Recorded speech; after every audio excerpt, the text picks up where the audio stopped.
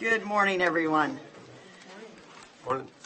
We just had, before this meeting, we had our swearing in of all our newly electeds. And again, it is a privilege and honor, and I think the group would commit to that we are public servants. And we do, in our oath, it says the best of our knowledge and ability. So again, some people may question our knowledge and ability at times, but we swore to that, so we will do, fulfill our obligations with that in mind. Discuss the process and elect chair and vice chair.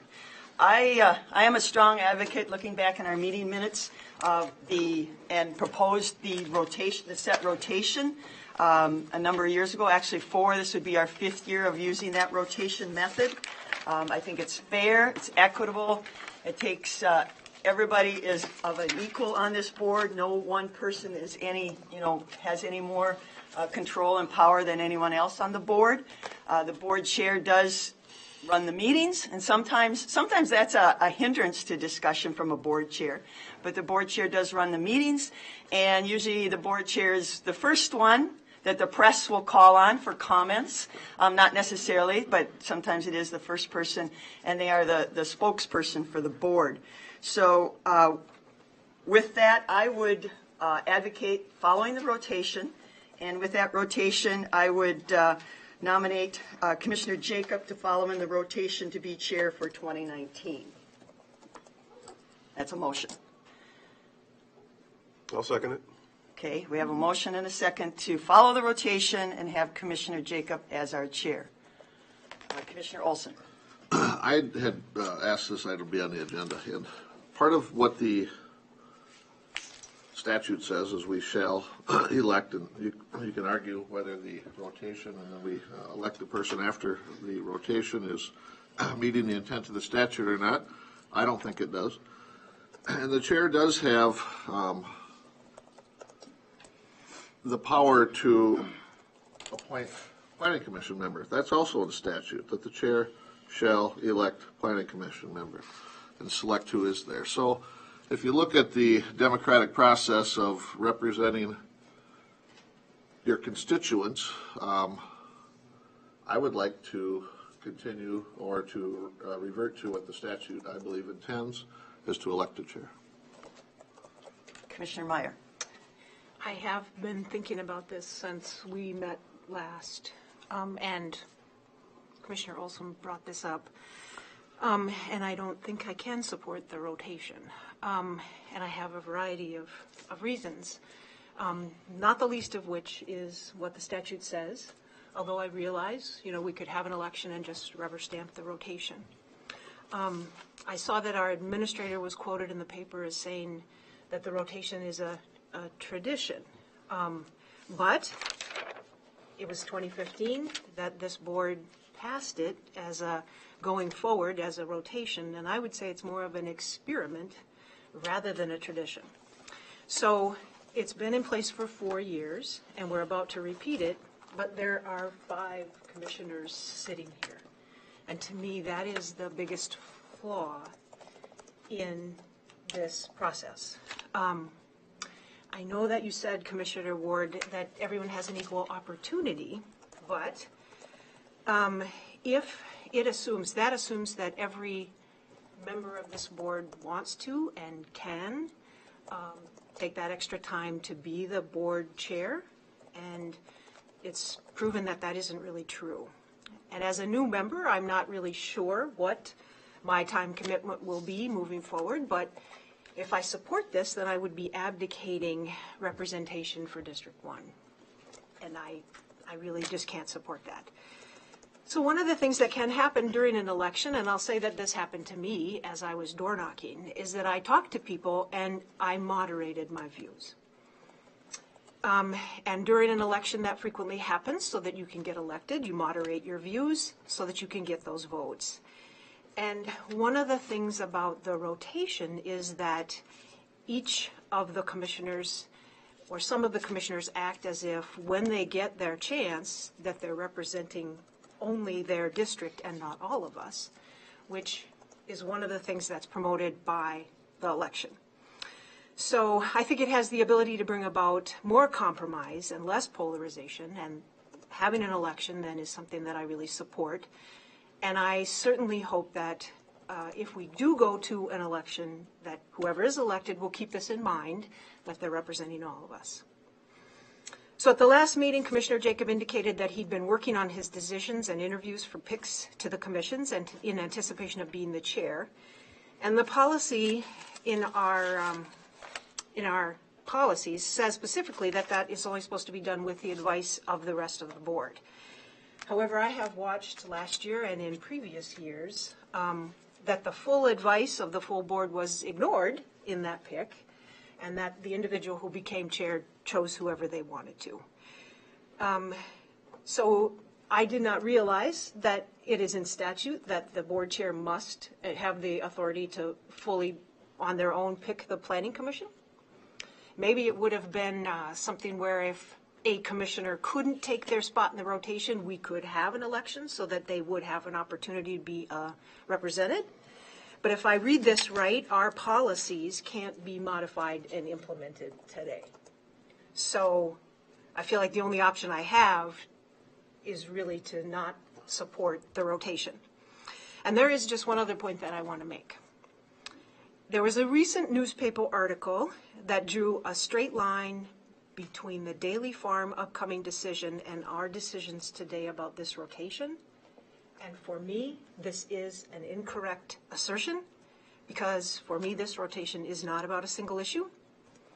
Personally, I have respect for Commissioners Ward and Jacob. I admire their strong beliefs and their steadfastness to their agenda. They have been very open about what their priorities are. They're cutting taxes and keeping down costs. And I know that they care, and they care very deeply about those values and that part of their constituency that shares those values. And I agree with them that we need to scrutinize our budget. But in my opinion, our levy increases in the past couple years have been reasonable, and they have really just kept us up with inflation. And so they're making up for the 6 of the last 10 years where we reduced or held our levy flat. And in recent years, Commissioners Ward and Jacob, sticking with their ideals, have not supported those adjustments. Right now, we're in a mode of cutting services and failing to provide things like economic development staffing, which is an issue that I campaigned on and won on. So with important decisions facing us in this coming year, like figuring out what to do about the county jail and the increasing child protection service costs, I really want to have the ability to elect a board chair that represents my District 1 budget and public safety concerns.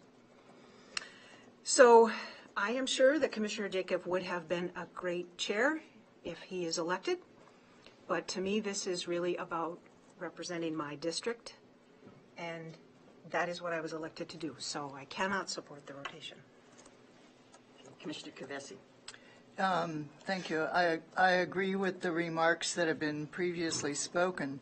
I just wanted to add that during my campaigning at the door knocking, people expressed very strong opinions about the commissioner in general. They wanted someone who could work hard, and I think we all exemplify that. They wanted somebody who was fair, and they wanted somebody who had their voice. They understand that we represent our district and the whole county, but they wanted to know that their voice was included in that and not overrun. So I think the rotation process minimizes to some extent the kind of voice that the voters have with their commissioners, and I would support the letter of the law. The statute says we shall elect on the first meeting of January a chair and a vice chair. So I would support the statute and our implementation, full implementation of the statute. Okay, well, my motion was to elect Commissioner Jacob to chair. So I am fulfilling the statute by my motion. Also that we follow the rotation. Well, that was verbiage. It was, okay, my motion is to elect Commissioner Jacob as chair for 2019, for clarification. Are you amending the motion? Because I have that you move to follow the rotation and to nominate. Okay, I will amend the motion to say I nominate Commissioner Jacob to serve as the chair for 2019 of the Winona County Board. So I'll second the amendment. Okay, So for clarification. And so. So is we the- went, hold on. Pardon me. So when I also went back and looked at my notes, and we did this in 2015, and by the survey that Mr. Fritz provided us, this is not uncommon across county lines. A lot of people have a rotation, and then they either, and we, if you want to get particular, and again, it depends on the verbiage, in our meeting minutes, we have used the term elect, and in the meeting minutes, we've used appointed, and we've used consensus. So again, up to this point in time, we've been a little loose with, quote, the letter of the law. So back in 2015, Commissioner Pomeroy and Commissioner Kavesi made the motion and seconded it to approve this. And again, that was voted in the rotation, and that was a 5-0 vote. Every year since, it has been a 5-0 vote. Commissioner Meyer, you did mention there is the flexibility in the concept, and back in 2016, Commissioner Olson declined to take that role, and then we just moved through the defined rotation. And it always has been non-contested. They've all been 5-0 votes to follow that particular rotation. So I guess I don't know how long something has to be in place before it's policy and before it's an experiment. So I do feel that we set a policy and we've been following it. Now, if we want to change policy again, that's up to this board. You do talk about one of the main things when I was campaigning, and this has been always my angst, but a lot of my constituency's angst, is because of the Planning Commission role, not necessarily the board chair, but because of the Planning Commission role, is that appointments will be made this morning that affect only Commissioner Jacobs and my districts. Every other district is not affected under the planning and zoning rules and regulations. So it is an angst of rural residents that people that don't need to follow the rules make the rules, and yet maybe I need to ask the 3 urban city commissioners to lobby the city of Winona to allow rural residents to be on their committees. It is not allowed. We cannot serve on their committees. We cannot, and you can't tell me that the city of Winona, what they do does not affect the rural residency, whereas you're telling me the rural residency needs to be cognizant of city philosophical rules and regulations and put into place. But it's not equal, folks. It just is not equal. So to say that you will represent the rural entities is, I have difficulty agreeing with that statement. So again, I will say we have a policy. The policy has been rotation. I advocate for that, and I stand by the motion. And Commissioner Jacob. So, Commissioner Meyer, you pointed out right away you went to the appointments to the Planning Commission. To me, I worked hard to establish a rapport with Commissioner Pomeroy, and there's not much more you could do in the first 5 minutes of the first meeting to set a tone of the opposite of spirit of cooperation between the city and the country than to take away the rural community's ability to have influence on the members of the Planning Commission that are going to serve the rural community. It feels like a power play by the non-rural commissioners to keep rural influence off the Planning Commission. And you already, through being in a majority, have the ability to make those appointments more often than what the rural community does, because there's 3 of you and 2 rural commissioners. So I would plead for our rural communities to allow rural commissioners to please let us be a part of appointing members of our rural community, or the members that we feel would serve our rural districts, because that's what we're governing here is rural property, not city property. Those are my thoughts. Commissioner Kavesi. Yeah, I just wanted to say, again, this is not a one-issue office or position to be chair.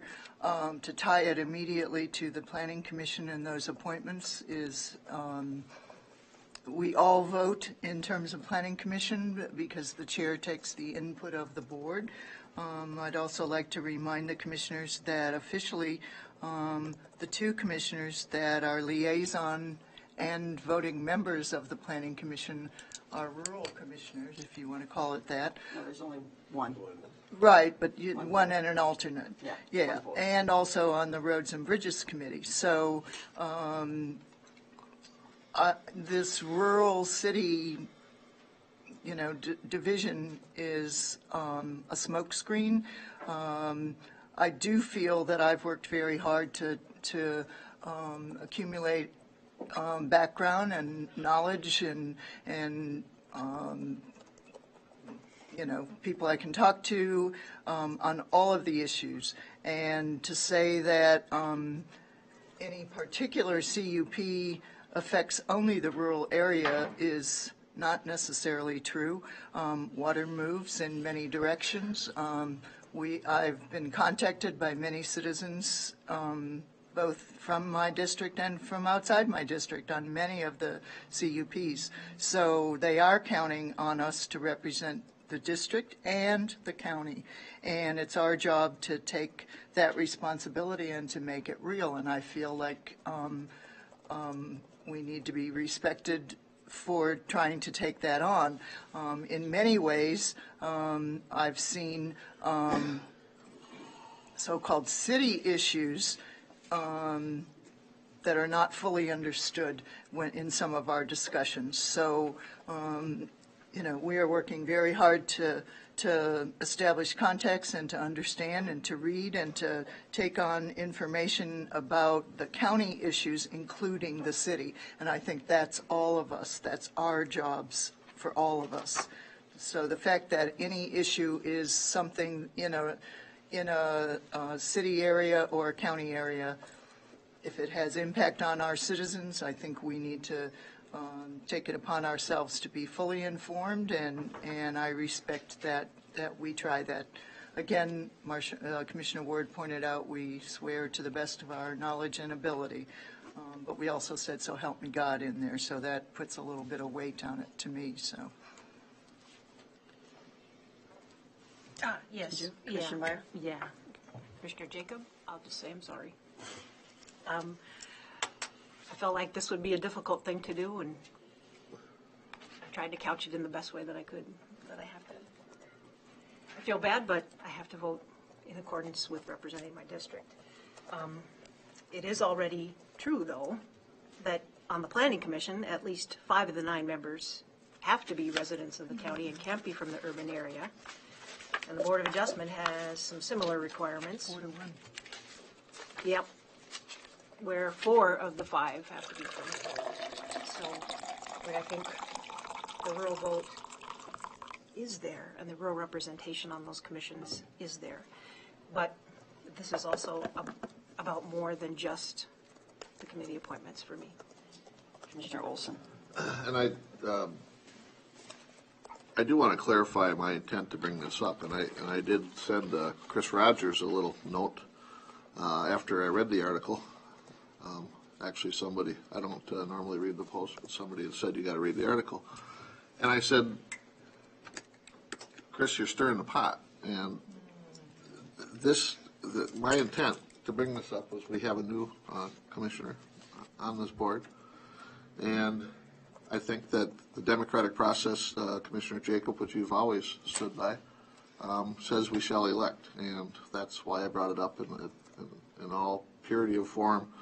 I think if we just follow the intent of what I believe the intent of the statute to be, we could end any argument of trying to grandstand or do a power play. I'm just advocating for following the rules. Commissioner Jacob?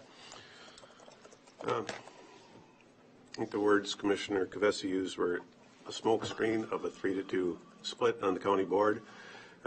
Disheartening for me because I certainly have tried very hard to work across that divide, and you said that I didn't support the increases needed in the last couple of years. Well, in 2017, the end of 2017, I did support the 5.5% increase. That was one of the hardest things I've had to do, but I've worked with Commissioner Pomeroy to try to, and it was my initiative, I felt like consolidating buildings. So I have worked hard to build that, work across the lines, and you talk about the elected process. Well, there's a nomination with an election. I'm the person that's nominated at this time. So if you defeat that and then say it's not political or it's not a 3-2 split on the county board, I think that's disingenuous. And I think you're setting up a clear divide and getting us off to a rough start for our potential working together. I don't think there's much more that could have been done in the first 20 minutes to create that. It'll still be my goal to work together. I'll do everything I can. I would agree. I have a question for Commissioner Olson, though. You feel compelled now to abandon the policy, which I refer to it as a policy. Why the last 4 years you made absolutely no comment or question the policy or question statute? What drove you to this decision now? Commissioner Olson. We have a new commissioner. A new commissioner, okay. And we've been through one rotation cycle. And I don't know that the rotation cycle was flawed. I really don't see the flaw in the system. But anyway, we have discussed this. We have spent a lot of time. I do also reiterate with Commissioner Jacob that this does put a real strain on working relationships. Yes, we will rise to the betterment of Winona County. Commissioner Meyer and Commissioner Kavesi, I will remind you that you advocate for economic development. There's a lot of economic, agriculture is a very large part of Winona County. It is the #1 business in Winona County, agriculture. So I would just remind you to, in the future, when you say you're advocates for economic development, to keep that in mind. Sometimes I think that has been short-sighted in past decisions of the past board and everything, where our economic development really lies in Winona County. So we'll proceed with a vote. All those in favor of Commissioner Jacob being chair, say aye. Aye. Those opposed? Nay. Okay, motion fails. I will nominate Commissioner Kavesi for chair. I'll second that. Okay, we have a motion to nominate Commissioner Kavesi for chair by Olson and Commissioner Meyer. Any discussion? All those in favor say aye. Aye. Opposed, nay? Nay. Hey, Passes 3-2. All right.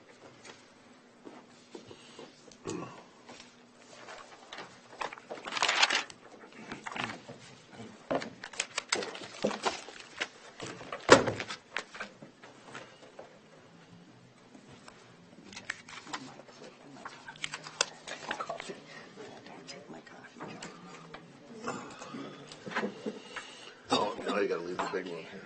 Oh, yeah. Oh, I see. Yeah, you gotta leave. Good fit.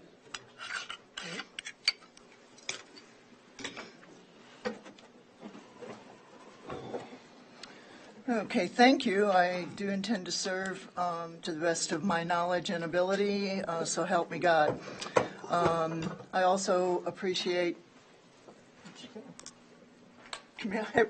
Commissioner Ward's service this previous year and the experiment for the rotation. Please don't call it an experiment. I'm pleased that we are following the statute, however, so thank you. Next item of business is to nominate and elect a vice chair. The chair will take nominations. I'll nominate Commissioner Ward. I'll second that. Okay, we have a nomination and a second for Commissioner Ward for vice chair. Is there any discussion?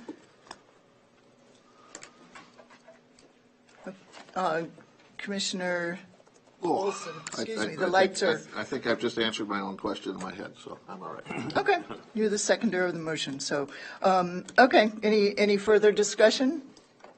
Okay, seeing none, we'll call the vote. All those in favor of Commissioner Ward as vice chair signify by saying aye. Aye. Aye. Oppose? Thank you. Commissioner Ward, congratulations, vice Thank you. chair. Next item of business is the public comment period, and as you know, we have 2 minutes per speaker. We would ask that people come to the podium and state their name and their address for the public record, and it's now open for public comment. Now open for public comment. Front and center. Okay, us 3 times. Anyone wishing to speak before the board on any issue?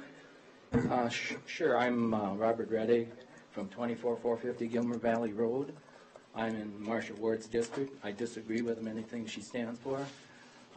Also would just like to comment on agriculture being the biggest industry in the county. But also when one entity grabs more market share than others, that will put out some of my neighbors out of business because they're relatively small, only a few hundred cows. And also, personally, it will mean, because our farm supplies hay for these other neighbors, this land will probably go into corn, the whole farm, which will mean more erosion, more dirt coming down Gilmer Valley, into Boulder Lake, and eventually into Lake Winona. So these things do affect everybody, the whole city, the whole county. So just a heads up that everybody in Marcia's district didn't vote for it. There's a lot of other opinions, and I'm rural, so thank you. Thank you. For the third and final time, anyone wishing to speak before the board on any issue, please come forward.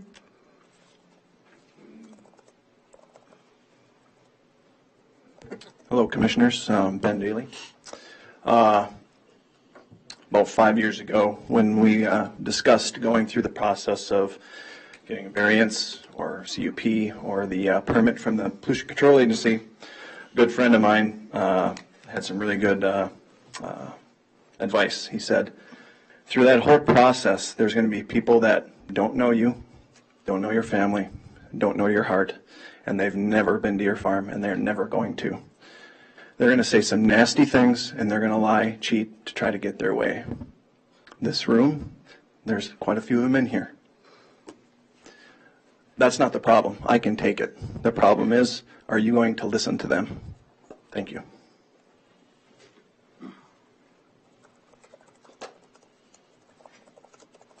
Okay.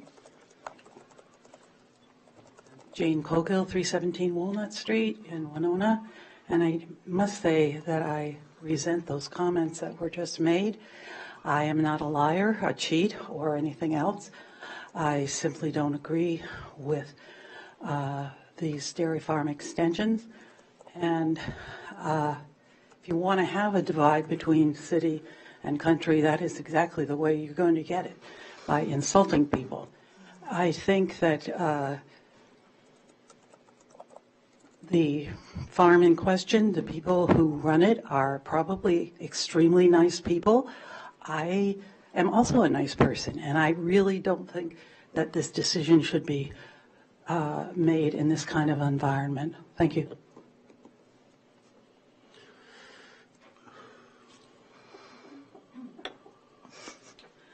Amy Cordry, 26006 County Road 9, Cedar Valley, if you don't know where that is. I guess I would hope I could ask a question of the group before me this morning, and that is that regardless of opinions or districts or constituents, there are facts available in every case.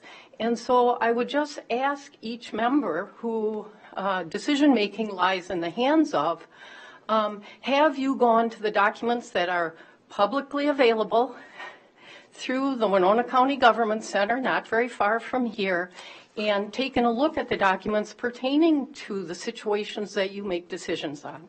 So I would ask you to consider that. They're available. I have availed myself of that privilege as a public person who is interested in the betterment of our community. And I would hope that each one of you would avail yourselves of that right to examine documents pertaining to each situation, which are extraordinary telling and are not opinions or likes or dislikes, but are facts. So I would hope that we would hear from you on that issue. Thank you.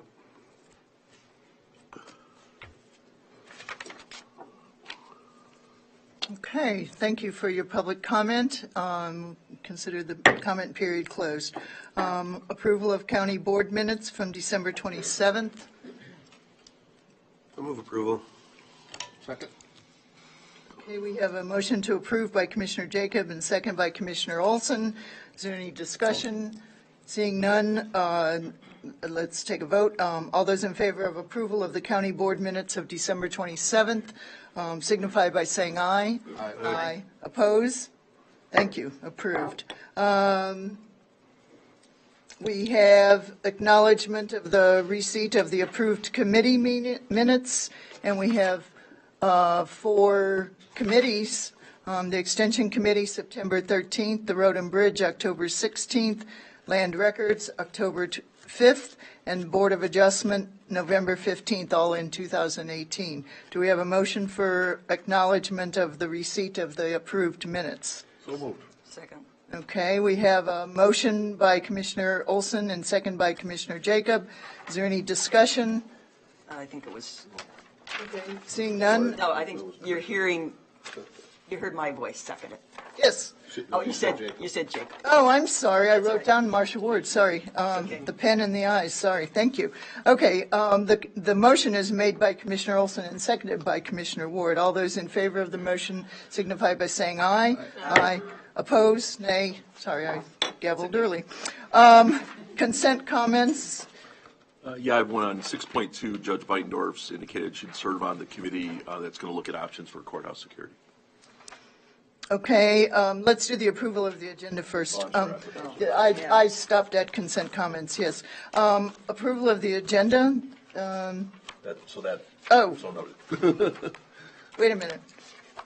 We got 6.1. I don't see I have to ask if there's any comments at the end. Does anyone want any comments at the end?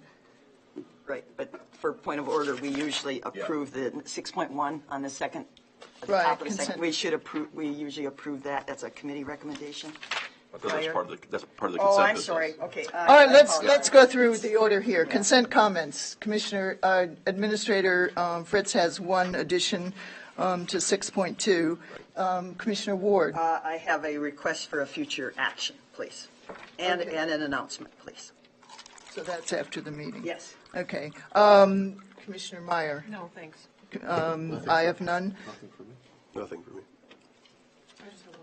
Okay. Okay, now, approval of the agenda.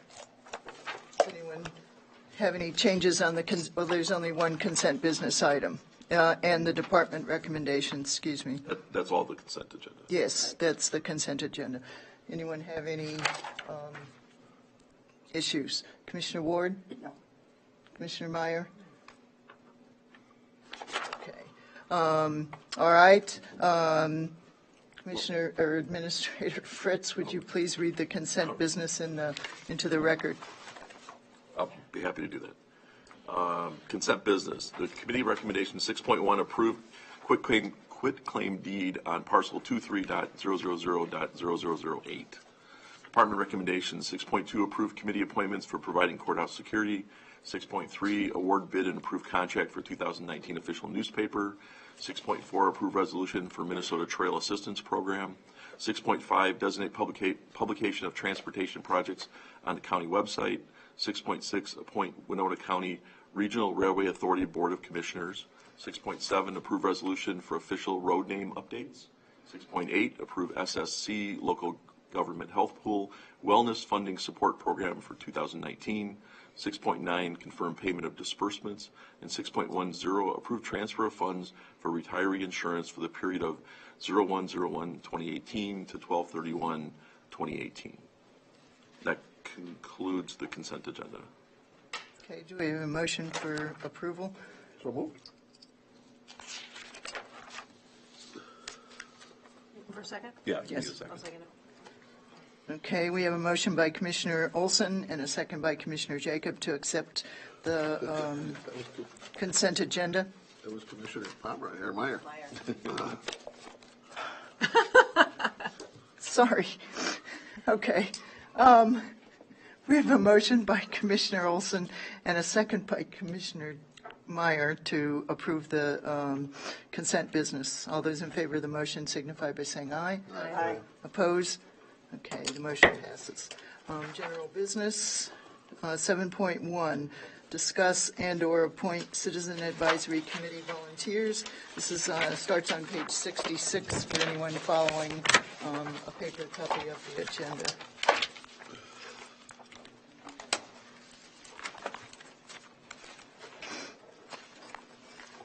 Okay, we had a couple flashes. I didn't catch them. I was one. All right. All right. And Commissioner Ward. Okay. Commissioner Ward? Well, I guess I'll defer to maybe County Attorney Sonneman has some information that may be relevant to our discussion. I would like to hear her comments first, and then I want to take my place in line. All right. I'm not sure what she's going to say, but. I'm not sure what you're asking me about.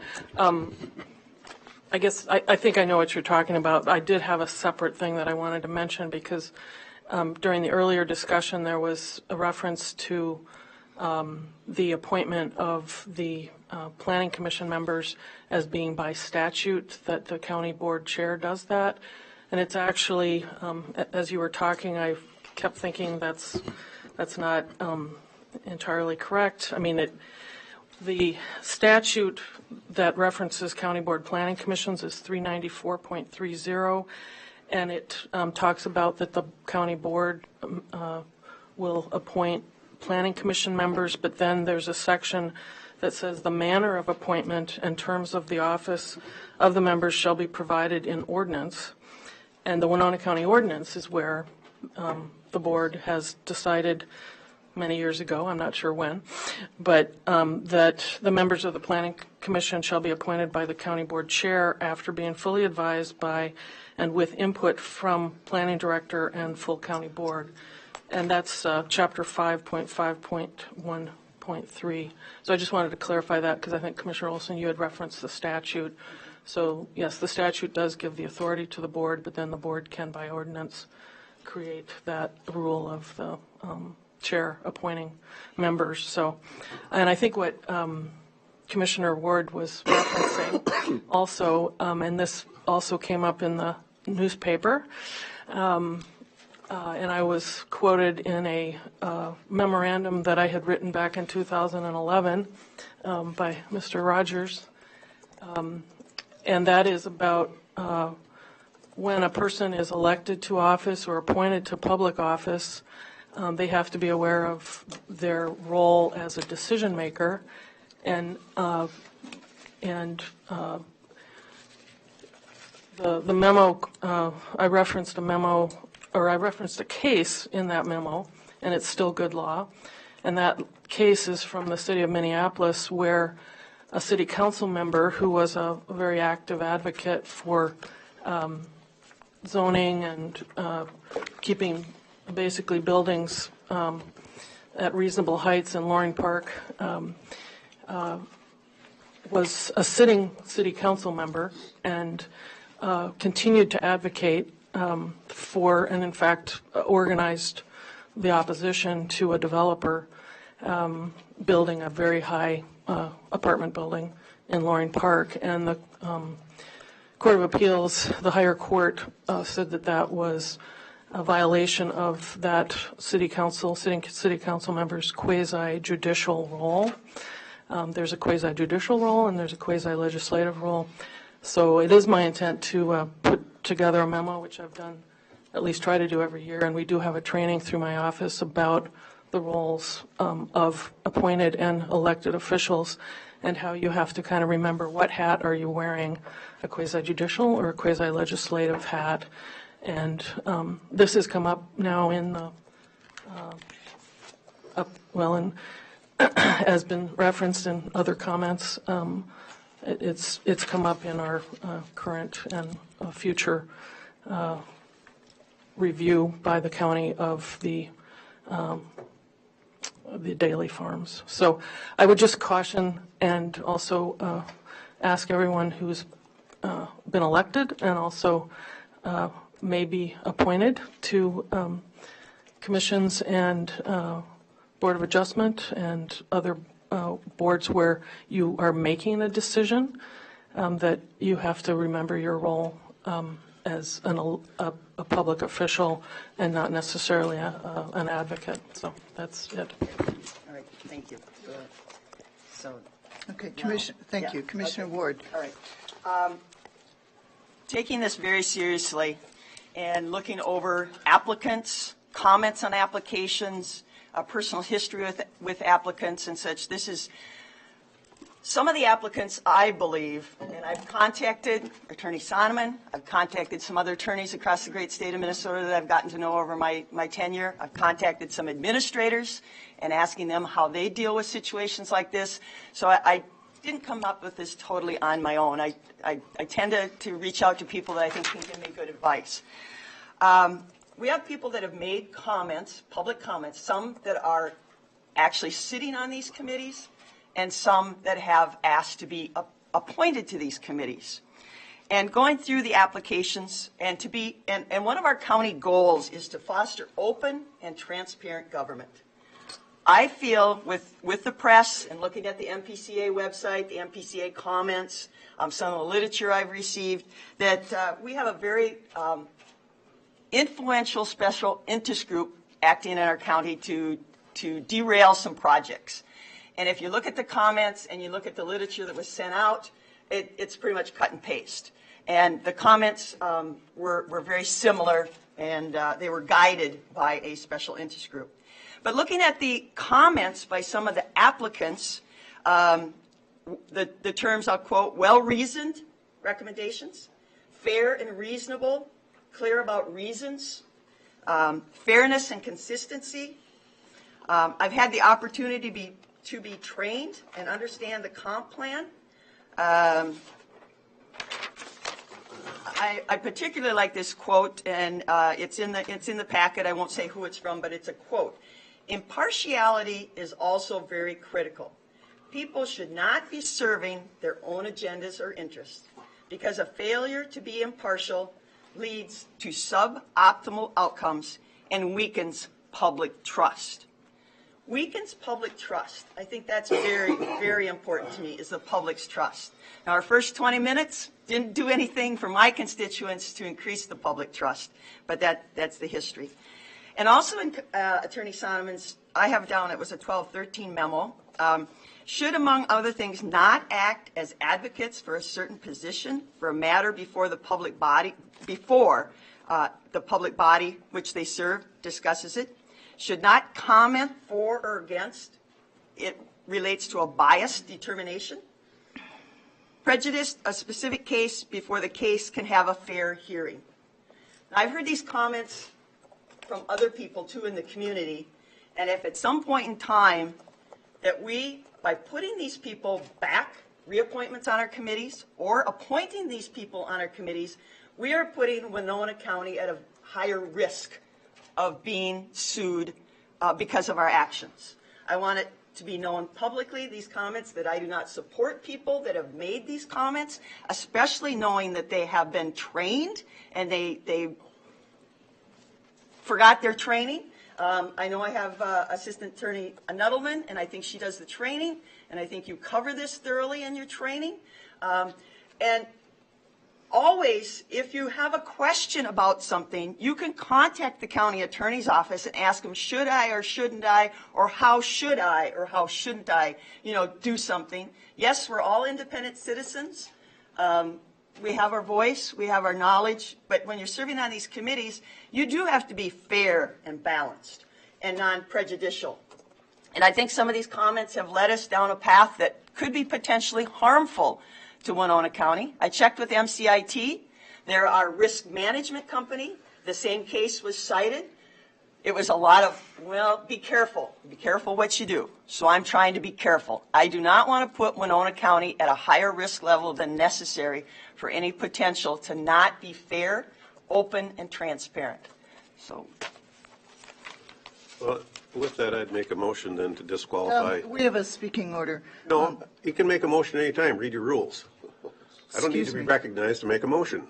I'm making a motion that we disqualify any candidates that have already weighed in publicly on issues that are coming before the board. I would second that. Okay, we have a motion to disqualify candidates that have made comments on any issue before the board. Is that your language? Okay. Yes. Coming before the, Yeah. to come before the board. Well, that assumes that we have some predictive abilities, but I'll put that in. Could I speak to that motion? I would be concerned about that kind of motion because you're making a generalization and you're, I mean, if the board voted on it, it would be something that who determines what one person did or didn't do. And going back to the Planning Commission appointment, because I think this focuses on Planning Commission and Board of Adjustment, but particularly the Planning Commission, that is the role of the chair to appoint. And so I think if you're asking for input, and that's what the Planning Commission appointments are, input, as the ordinance says, excuse me.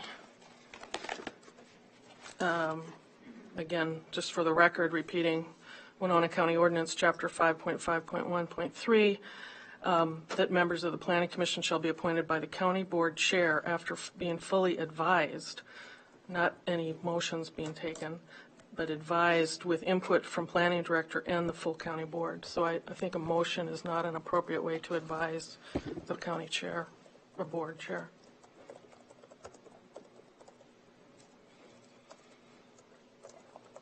Would you suggest that if we go through this process, we are being Speaking order, point of order. illegal? I have a question for the speaker. Would you suggest that we withdraw the motions if we would be setting up something illegal? Or should we go through the process? Point of order, we have a speaking order, and our rules say that the chair speaks last. You had two lights on. I was commenting on the question, on the And that's part of the discussion responsibility that of the was. chair is you speak last. There's two lights on. I think I'm entitled to ask a question of the speaker, since it's our county attorney, and I want to know where we stand legally. Would you suggest, Attorney Sonneman, that we withdraw this motion if we would be doing something illegal? Well, I don't consider it an appropriate motion under the policy and the ordinance that the board established, particularly for the Planning Commission selection of members. And it's also, again, who can determine who said what? You're getting into questions of, They're written public statements. yes, they're written public statements, but this board has the responsibility of looking at each candidate, and rather than just saying, well, we're going to take these folks, and again, it goes against what the board adopted in the ordinance of selecting the Planning Commission members. And I'm, being realistic that that's the focus here, really. I mean, I don't think you're worrying about who's on, I'll say the Criminal Justice Coordinating Council, okay? The ordinance, your ordinance that you adopted as a board many years ago does not say, well, we're going to discount all these candidates because we don't like what they said. Okay, Commissioner Jacob, then we have Commissioner Ward. Okay, so I'm in line with what's on our agenda. We're discussing the business before us.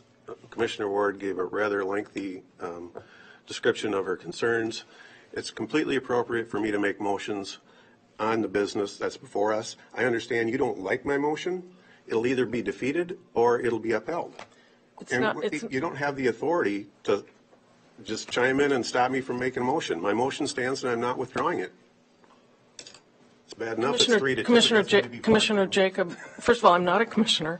I am the attorney for the board and the county, and I am advising you as the county attorney And I can't that, make a motion before. well, I'm advising that this motion is problematic.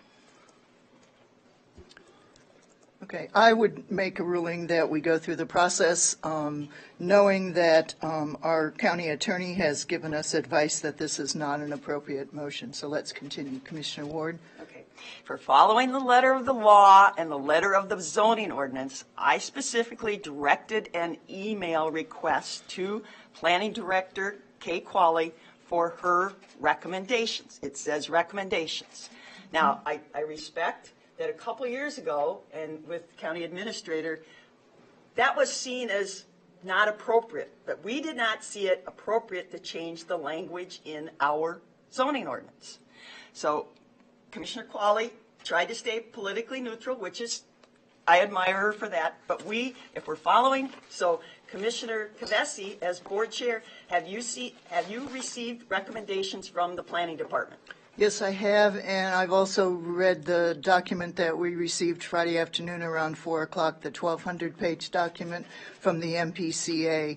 No. I'm saying, okay, so you. I have taken input from the. Okay, the rest of us have not. So that's a unprivileged, I'm sorry, Yeah, special why- privileged information that the rest of us, because Why are again, you part of giving the information ordinance, we're not? says that the full county board will give you, and we haven't discussed this, so I don't think we're even ready to make appointments today, because you haven't asked me who I would recommend.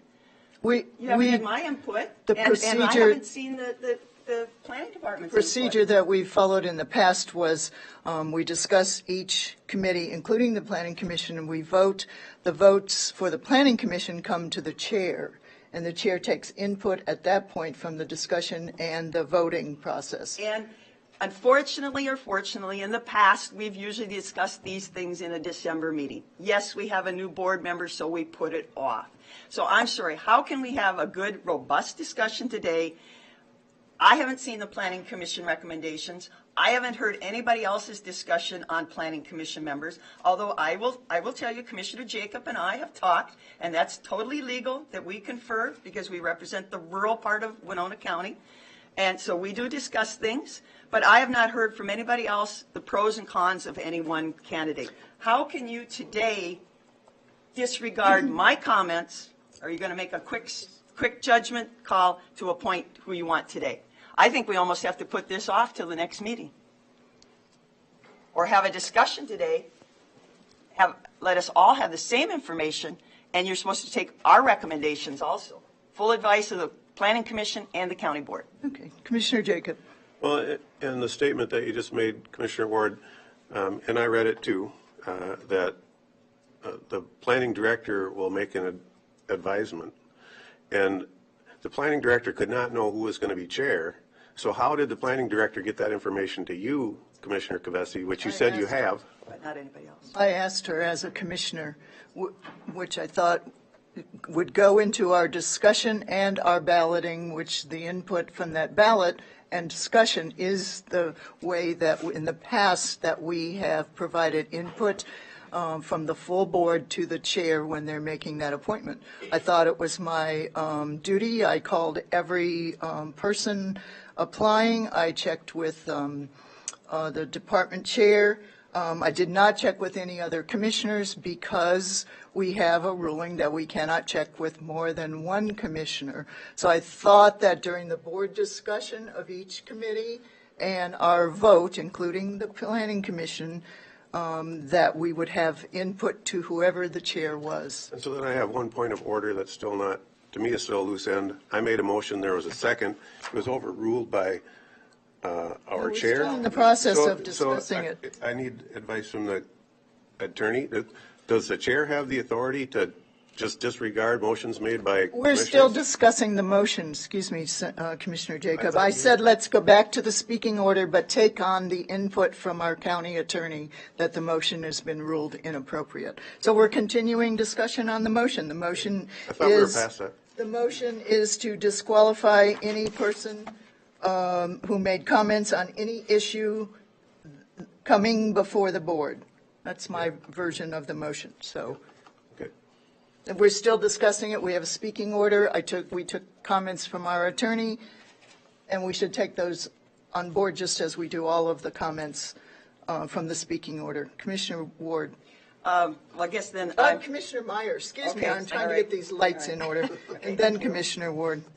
So, I had a conversation with Commissioner Pomeroy after the meeting in December when this was first on the agenda.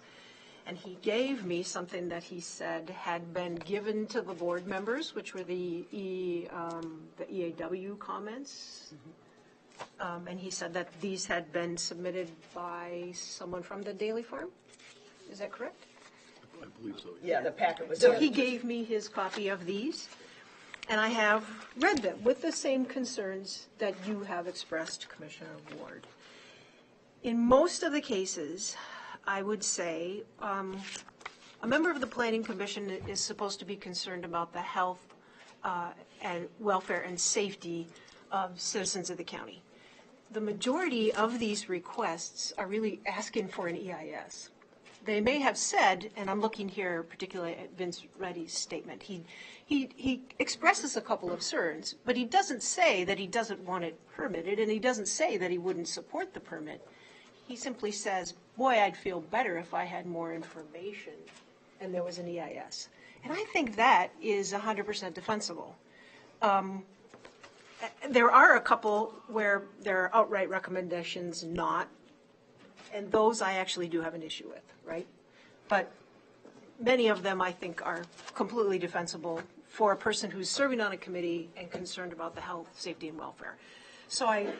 And are we only going to consider statements that were made in an EIS or letters that were written to the editor? We don't know about all comments made anywhere in public to know if people have some hidden agenda. So I do share your concerns, and I do share your concerns about future litigation. But I just don't, I think that this motion in its form is kind of a little too broad for me to support. Okay, Commissioner Ward. Okay, going back to if Commissioner Kavesi was privileged to planning department recommendations, why wasn't the rest of the board? I mean, talk about open and transparent government. Why was one board member, when I asked, and I can pull up the email, I point blank asked in a written format, so I had documentation. And again, it was advised that a couple years ago, it was thought it was too political, that planning directors should not make recommendations, is what I received from administration. So I, left it alone. I thought, that's fine, I can agree with that. But now why did you, Commissioner Kavesi, get input and then it was not shared with the rest of us? I do have issues with that. If it's not open and transparent, then what are we doing? We're feeding certain individuals additional information, and this may go on in other areas, but I'm not comfortable with how that played out.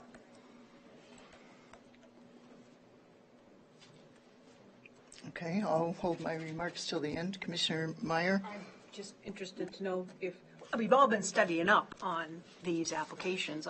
Can we just have the information from the planning department shared with us today? Yes, that's a point. What I was going to say is, I don't know that I really received recommendations. I asked for comments. She commented on all of the individuals in a very fair way, and so I took that input. I think the further input comes at the discussion before with the board when we discuss each committee with its applications and we take a vote. Okay, Commissioner Ward. But in the past, if we're going on policy or experiment or whatever we want to call it, we have been very careful not to discuss.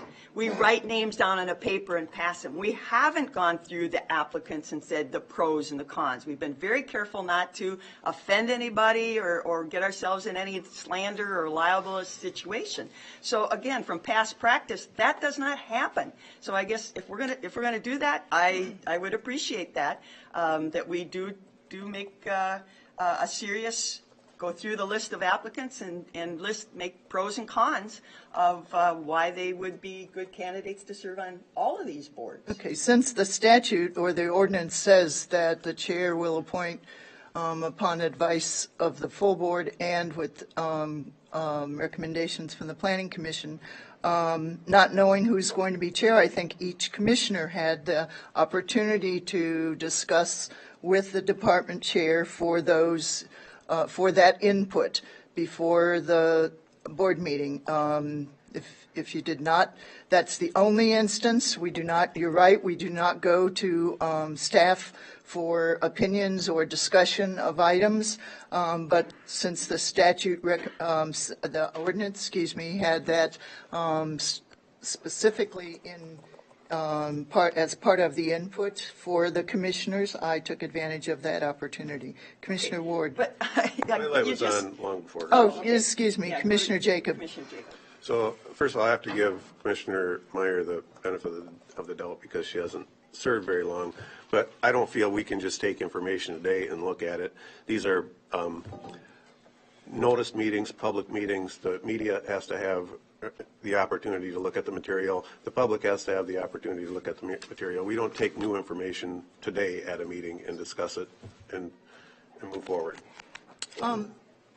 You're correct. That's not a new addition to the agenda. It's been public information. These are the applications that were in either a November or it says agenda packet, doesn't have the date, but these were, and they're identical to the agenda packet for today. Has all of the applicants for all of the committees without any phone numbers or personal addresses, et cetera.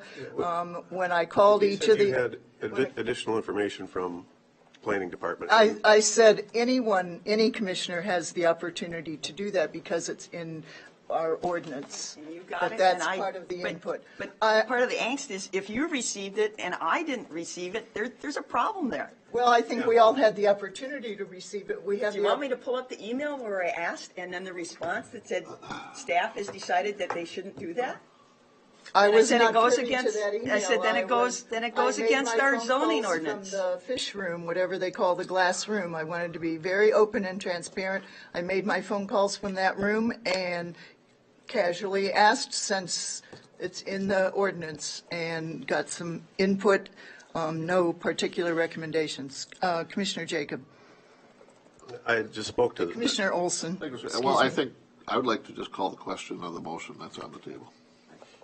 And on the motion, because there was some concern of the clarity, I would say if Commissioner Jacob is willing to this, anything that was made as a written public comment, the MPCA website is a public forum, that we could use that as a guideline.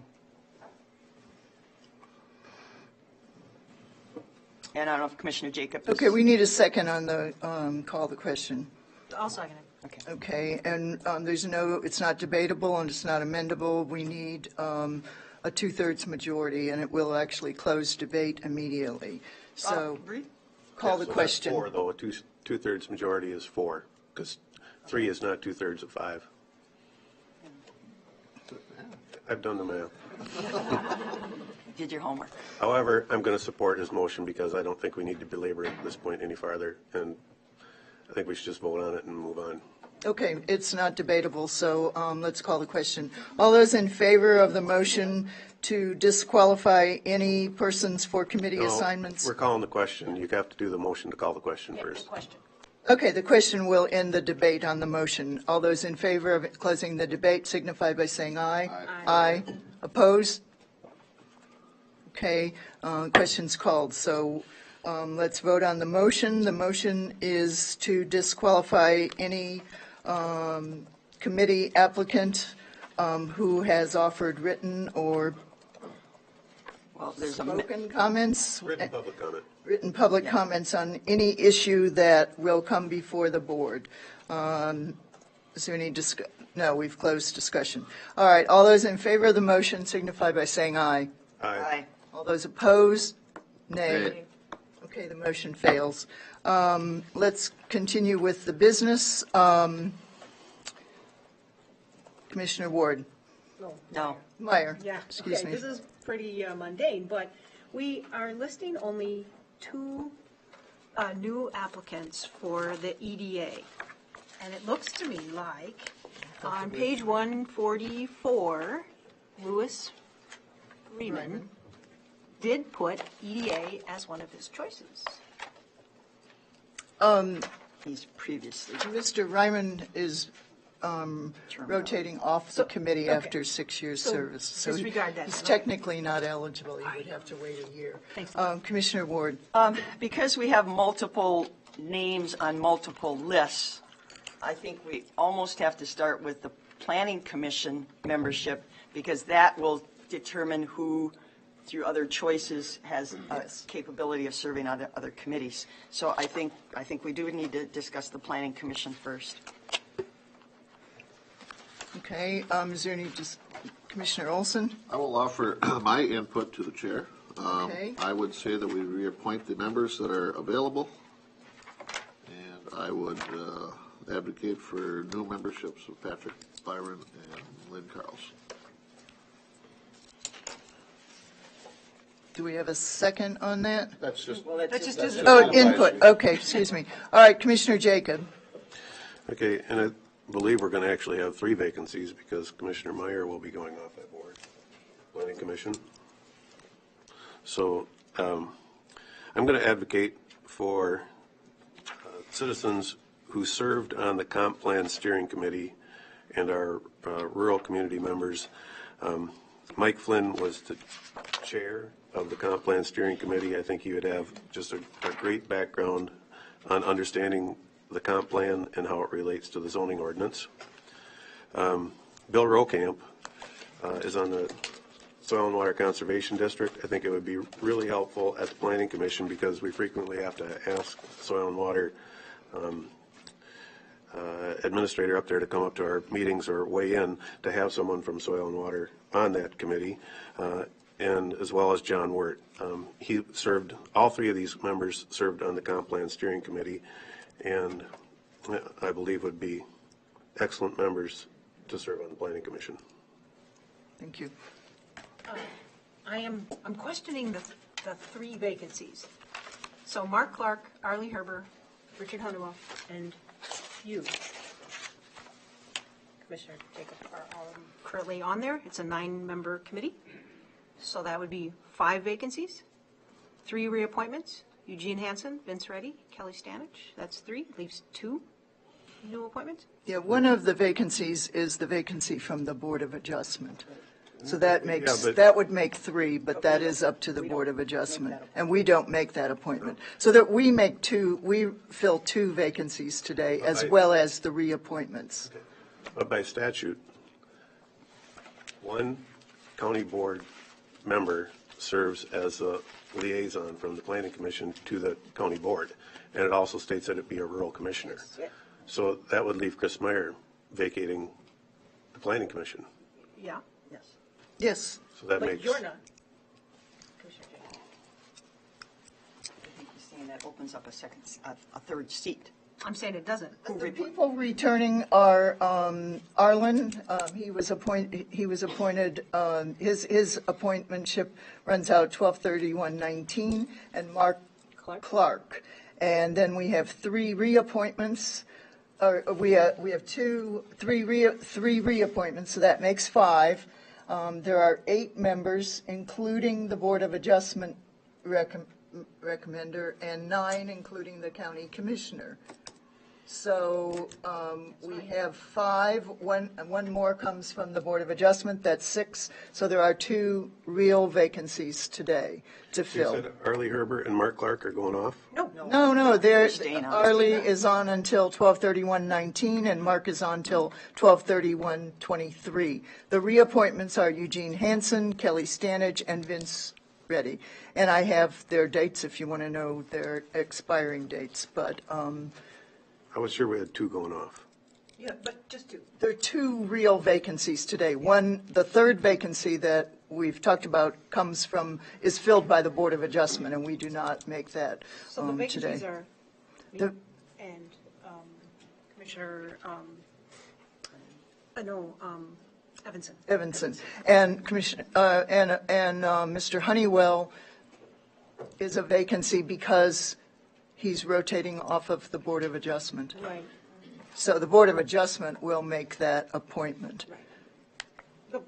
So we would have 8, and 9 including the commissioner. We would have Eugene, Kelly, Vince, Arlen, and Mark. But he's not, Richard Honeywell's not rotating. Two on. vacancies here, 1 vacancy from the Board of Adjustment and 1 But commissioner, Richard and that Honeywell's makes not 9. He's not rotating off. He was No. just elected a year ago. Yes. Yeah. No, we have 5 returning members, including the 3 reappointments. We have 2 vacancies here. We have 1 additional vacancy from the Board of Adjustment and 1 commissioner, and that makes 9. So here today from this board, we have 2 vacancies to fill. That doesn't sound right. No, I've done my math, Commissioner There's Jacobs. 9 total. I heard that somewhere. There's 9 total, and you're 1. And Richard Honeywell is the liaison The for Board the of BOA. Adjustment is 2. He's 2. Yeah. And there's Arlie Herber, and there's Mark Clark, right? That's, So then there's 5 to go, and there's 3 reappointments, which The leaves. question is Richard Honeywell, though, has he served his full capacity on the Board of Adjustment? He just went on last year. Richard Honeywell is terminated out of the Board of Adjustment. Right, that's what I thought. Yes. Yeah. yes, He'll be a new appointee. Yes, yes. So that, yeah. yeah. But we've got But you were 5 counting- vacancies you were and 3 counting- reappointments. Which You were- is 2 of them. And 1 of those reappointments goes to the Board of No, Adjustment. No, no, Oh, they do. No, that's the 3rd one that you're thinking of, Commissioner no. Jacob. There's 5 vacancies. There's 3 reappointments, 2 new ones, plus you.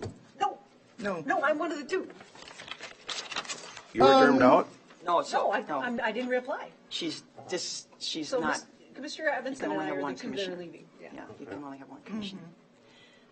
Okay, to add to the confusion, you want my recommendations? Sure. Okay. Again, is it a policy, a practice, or an experiment? Reappointments. We have 2 years, you're appointed, and then you can apply for reappointment. There is no guarantee that you should or would or will be reappointed. And in the past, we've had that happen, where people have applied to be reappointed but have not been reappointed. I would not, again, with my earlier stance, I would not advocate to reappoint Vince Reddy. Vince Reddy is on the director list of the Land Stewardship Project, who is the special interest group who is advocating strongly for not supporting large agriculture. And so he dictates policy, and I've seen several publications pretty pointed about acting against large animal agriculture. So I don't feel he can be fair and reasonable serving on that board, so I would not reappoint him. And Kelly Stanage, she did comment on the MPCA website. She does talk about well-reasoned recommendations and fair and reasonableness, but I feel in some of her public comments and her public actions that she could not be fair and reasonable. So with that, I would advocate for, actually I know him as Dwayne Wirt. I think his official name is John Wirt. He has applied multiple times. He's been an active member of the community on our comp plan, on zoning discussions, feedlot officer discussions, a very well-respected producer. Mike Flynn. Mike Flynn is, again, I think he's a hobby farmer. He may not be that anymore, but he's kind of a hobby farmer. Township Professional. officer. Yeah, township officer, well-respected in that realm and very versed with comp plan and feedlot discussions. Bill Rokamp, the same reasons that Commissioner Jacobs We only said. need 2 now. Yeah, we only. Well, I'm not advocating for the 2 that are being reappointed, so I get 5, or I get 4. Bill Rokamp, with that relationship to the soil and water, which I think is very integral. He now lives in town.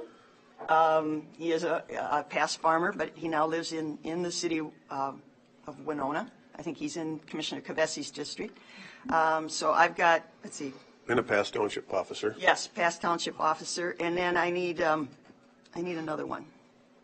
I have done that. You questioned the reappointment of Vince Reddy. Is there? Kelly Stanage. Okay, excuse me. I missed So then, that. so I need 4. So I got 3 there, and then I would just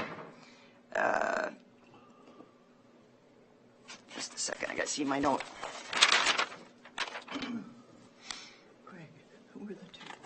I would advocate for James Harvey.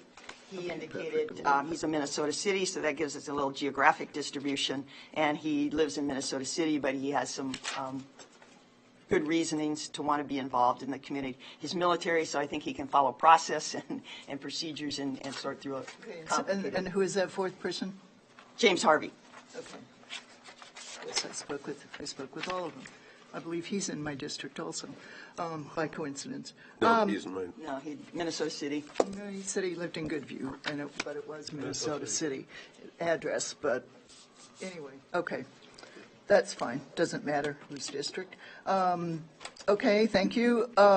We have one more commissioner who needs to give us some recommendations, and then I'll give mine, and we can take our secret ballot. Sure, that would be me. Right? Yes. Yeah, okay. Or we can proceed. I don't know. So I am going to recommend the reappointment of all three of the currently sitting commissioners. And then I do like Patrick Bryan and Lynn Carlson. Thank you.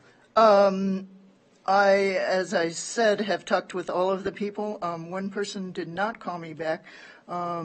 And I appreciate very much that people have put their names forward, especially this committee, which I believe met 11 times last year. Only once they did not have any items on the agenda. And other nights they might have 6 items on the agenda. This is a very significant committee. It makes recommendations to the county board. So I took the chance to, I asked personnel for the personal contact information and took the opportunity to talk with everyone, and I do appreciate that you put your names forward. I would recommend the 3 reappointments. I believe that at the time they made comments, there was nothing formal before the board. Most of the comments focused on the need for an EIS rather than the pros and cons of individual items from the business plan. And I believe you do not give up your right to free speech, and we all have this responsibility to put aside any opinions when it comes to a vote. And we have the responsibility to research and pull together information, talk to people, et cetera. So that's, I believe, what that process is still to happen, hasn't happened quite yet on that particular variance request. So I would support the 3 reappointments, and I would support Mr. Byron. He is a city person, but has long been interested in some issues before the Planning Commission and our board, and Ms. Carlson for the same reasons. So we have input from the board. In the past, we've actually taken ballots, although they are not made public, and in this case, those ballots would go to the chair and not to an individual. We're open and transparent, yeah. I would We're not not- doing secret I ballots. think we have done that, is what I was about to say. So if the board would like to give that up, that's fine. So as the chair, I appreciate the input from the members on this board. I think we've had a pretty robust discussion. And I would appoint the 3 reappointments, and Mr. Byron and Ms. Carlson, as I stated. So thank you very much. Thank you to all the applicants. We appreciate your volunteer. So, all right. Can we go now in alphabetical order? Most of the people that had more than one choice on committees had Planning Commission first and Board of Adjustment second. So I believe now we're still clear to go through to the Board of Adjustment.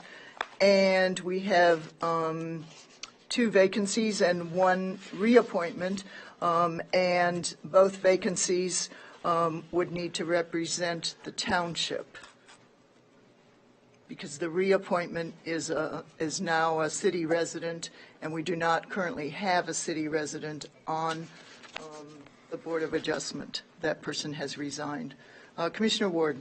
I do have a question, and I know the applicant is in the audience. And in our Citizen Advisory Committee policy, it says residence requirements. In the absence of specific legislation required to the contrary, county board appointees to advisory committees are required to forfeit the appointment upon failure to maintain a principal resident within the county. In accordance with the Winona County zoning ordinance, appointees to the Planning Commission and Board of Adjustment may, it does say may, be required to forfeit their appointment if they fail to maintain their principal residency in the county locations where they resided when they were appointed.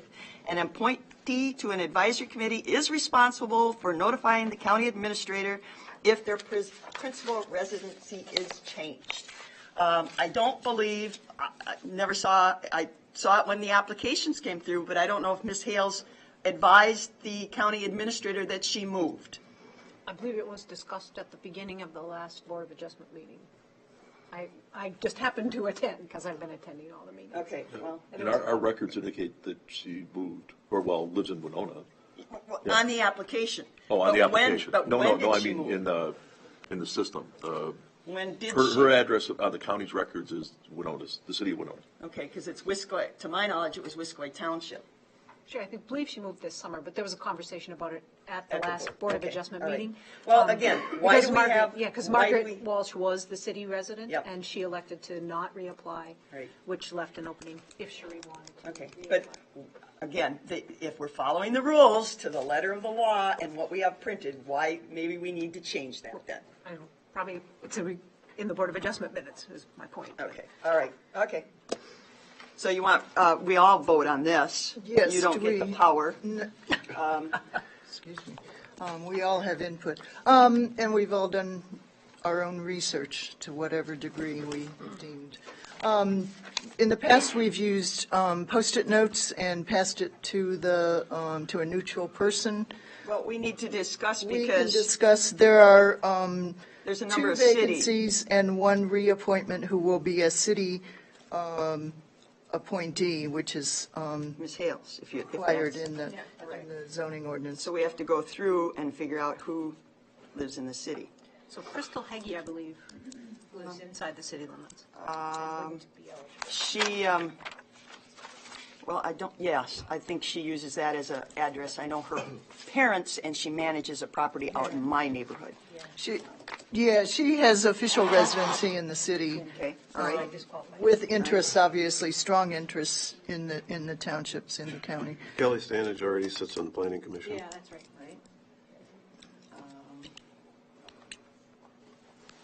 Yeah, and Lynn Carlson has just been appointed to the planning Wendy commission. Larson is a city person. She's a township. Yeah. What's the address? Her address is Rushford, isn't it? Oh, No, okay. she's a township. But she lives out, I did look on Google Maps and She lives off of Highway 17. Yeah. Okay. So it's not Rushford. It's not Rushford? No, Rachel Stoll lives in Rushford. Ah, that was it. Has a city address of Rushford, But but she lives lives out in in the township of Winona Township.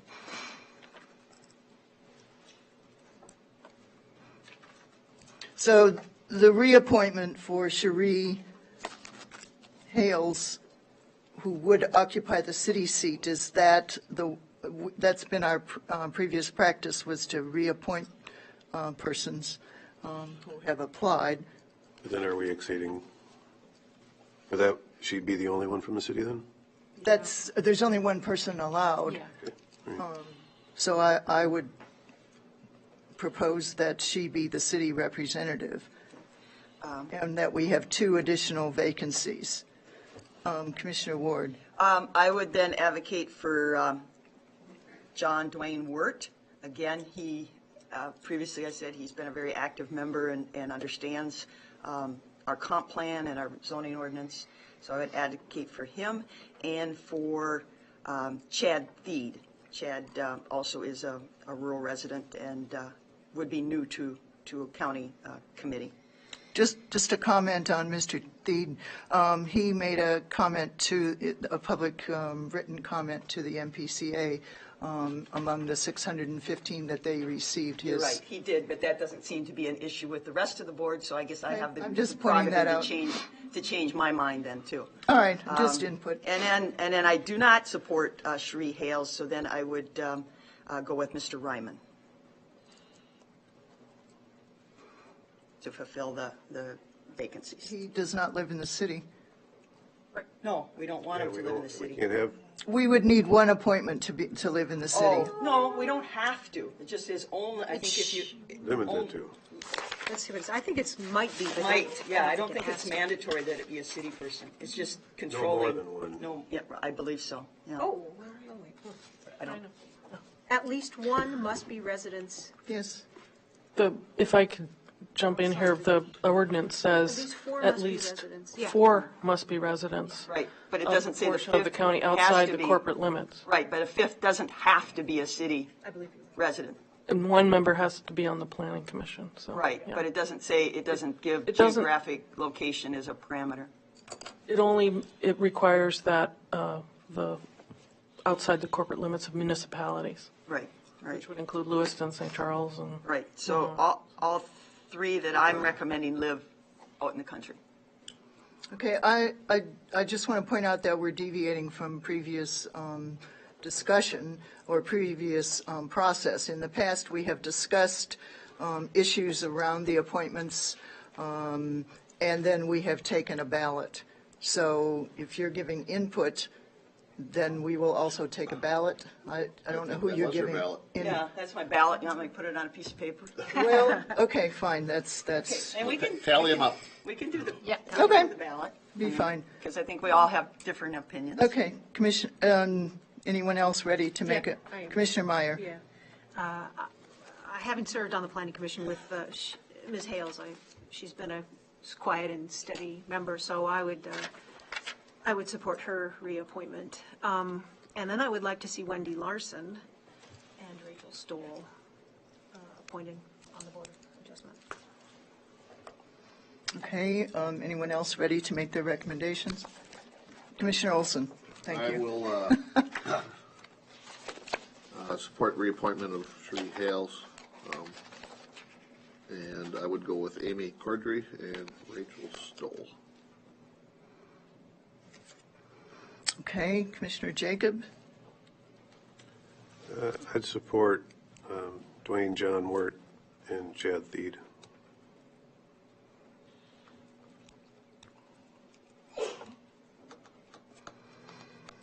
Okay, and did you say the reappointment? I'd reappoint Sheree Hales. Okay, Commissioner Ward, your light is on. Yes, one of the applicants that was just mentioned, Ms. Stoll, I think, had a comment to the Winona Post and was, again, asking for somebody to be fair and reasonable and consistent. She had a pretty much an anti-large ag comment in a publication. She hasn't been trained, she hasn't received the information or anything, but she did make a comment to the Post. And so I just caution putting somebody that's already made a comment against anything large ag that would be making decisions regarding large ag. Okay, we don't take comments from we have an ordinance about agriculture and farming. Okay, excuse me, the time to speak is the public comment period from the audience unless you're called upon. All right, I would point out that at the time she made the remark, she was not any official applicant to any committee, or she may have been considering it, I don't know. So, again, it's her First Amendment rights. She applied. All right, let's see. The chair would support Amy Cordry and Rachel Stoll.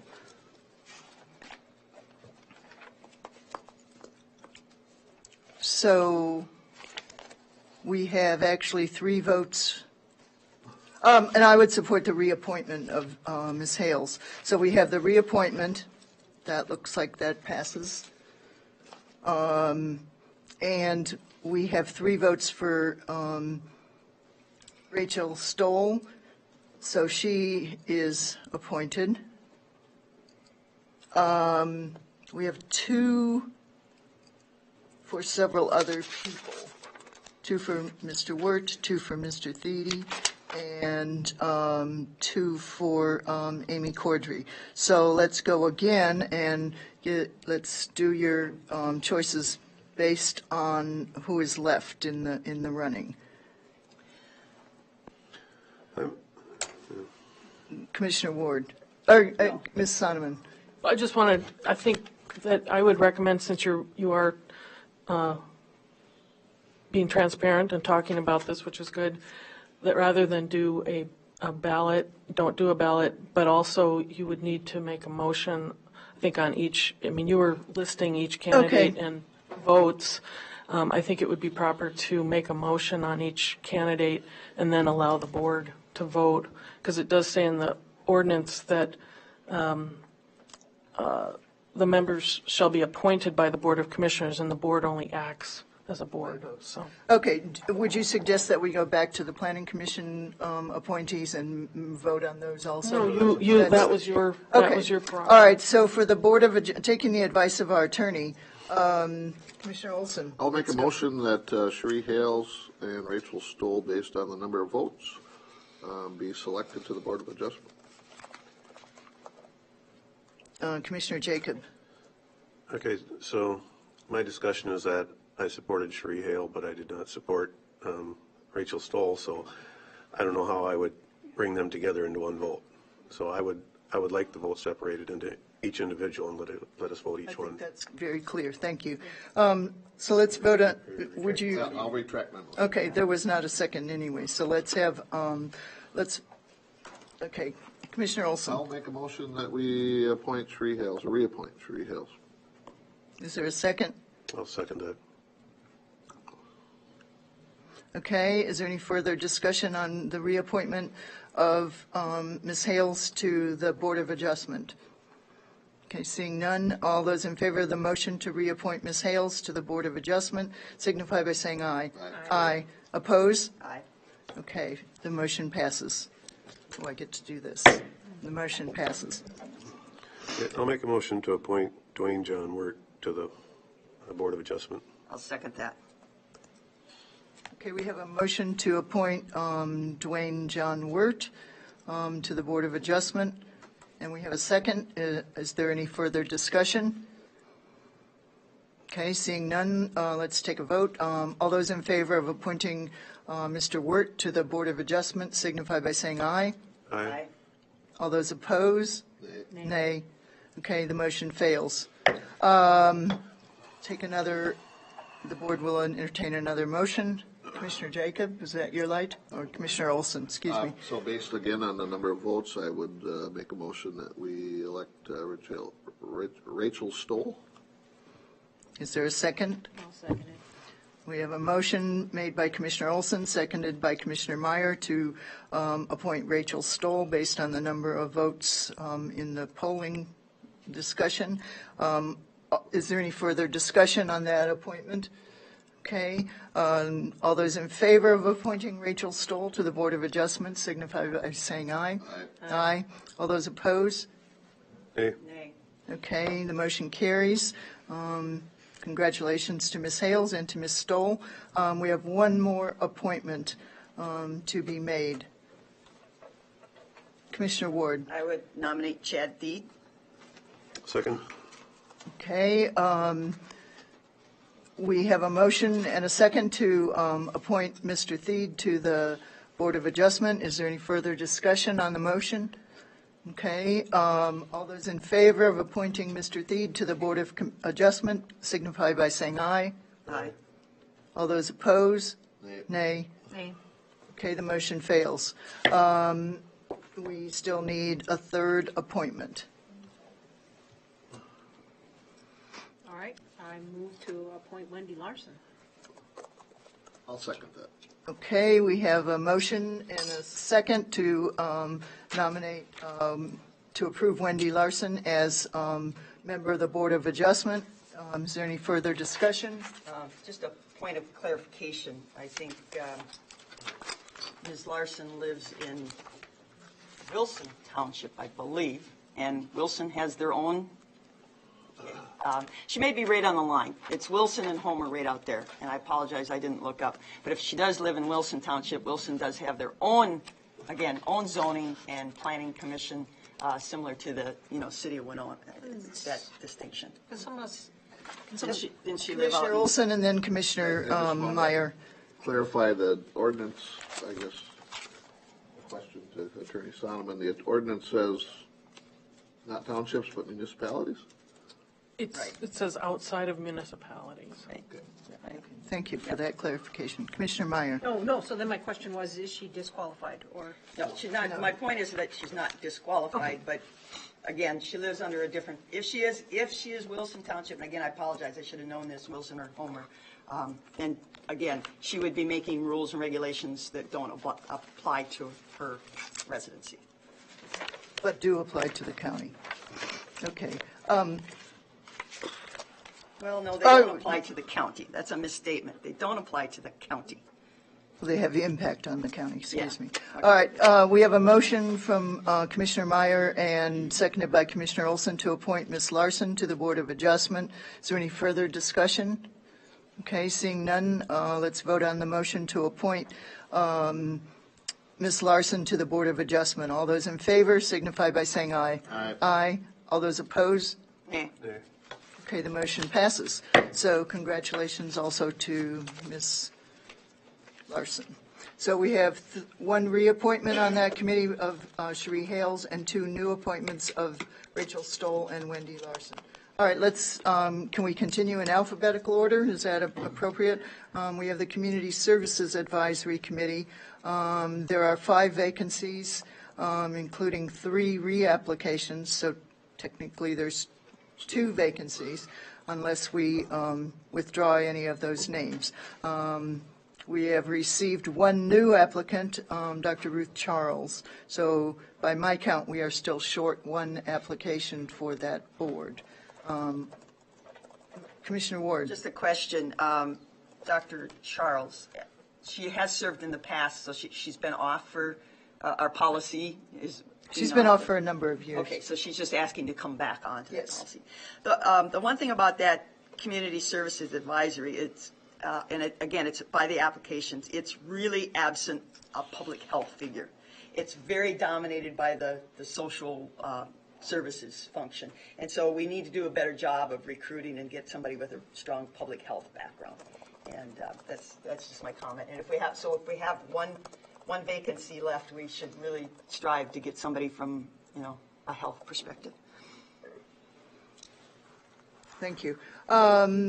Let's vote on the reappointments. There are 3, Commissioner Olson. I'll make a motion that we Okay. reappoint the 3 applicants.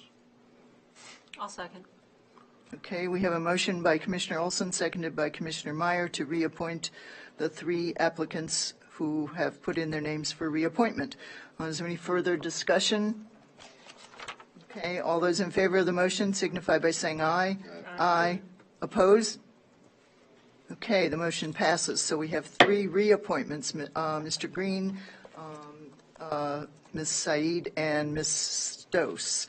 Let's vote on the 1 applicant that, Commissioner Olson? I'll make a motion that we appoint Dr. Ruth Charles as a new applicant. I'll second that. Okay, we have a motion by Commissioner Olson, seconded by Commissioner Meyer to appoint Ruth Charles to the Community Services Advisory Committee. Is there any further discussion? Commissioner Jacob? So my question is, did Dr. Ruth Charles come in after our application deadline closed?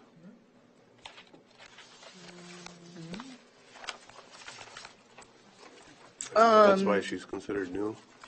I have her part of the original packet that we got in November. So it applied So- November 5th of 2018? So then why is she not part of the,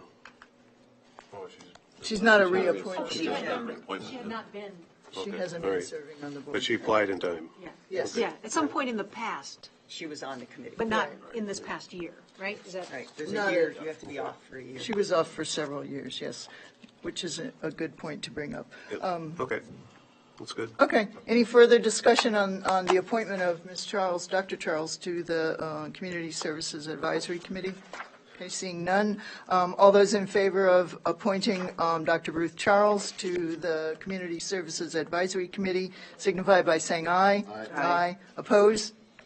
Okay, motion passes. Congratulations to Dr. Charles. I would ask that we re-advertise and that our recruitment focus on public health, there are members on there with that interest, but we need to have a balance. So, Economic Development Authority.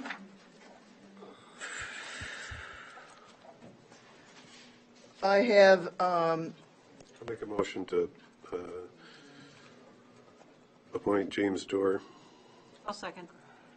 okay, we have a nomination and a second for, by Commissioner Jacob and Commissioner Meyer to appoint James Dorr to the Economic Development Authority. Any further discussion? All those in favor of appointing Mr. Dorr to the Economic Development Authority signify by saying aye. Aye. Oppose? Okay, congratulations to Mr. Dorr. We have one additional applicant of Ms. Carlson, Who's not eligible? and she's not eligible because you Policy. cannot serve on more than one committee. So I would suggest that we, again, do a recruitment and have some additional names. All right, the Extension Committee, we have 2 vacancies, no reappointments, and we have received 1 application of Sarah Miles. Mr. Olson. Motion to appoint Sarah Miles to Extension. Do we have a second? Second. Okay, we have a motion and a second by Commissioner Olson and Commissioner Jacob to appoint Sarah Miles to the Extension Committee. Is there any further discussion? All those in favor of appointing Ms. Miles to the Extension Committee signify by saying aye. Aye. All those opposed? Okay, congratulations to Ms. Miles. And again, we would need to re-advertise, so that's 3 so far. Community Services, Economic Development, and Extension. Okay. Let's go on to the Parks and Environment Committee.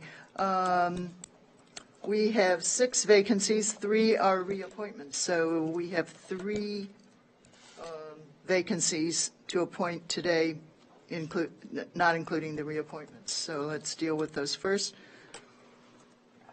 Mr. Olson, Commissioner Olson. Motion to reappoint Nancy Hoagland, Dale Hadler, and Lori Rogers.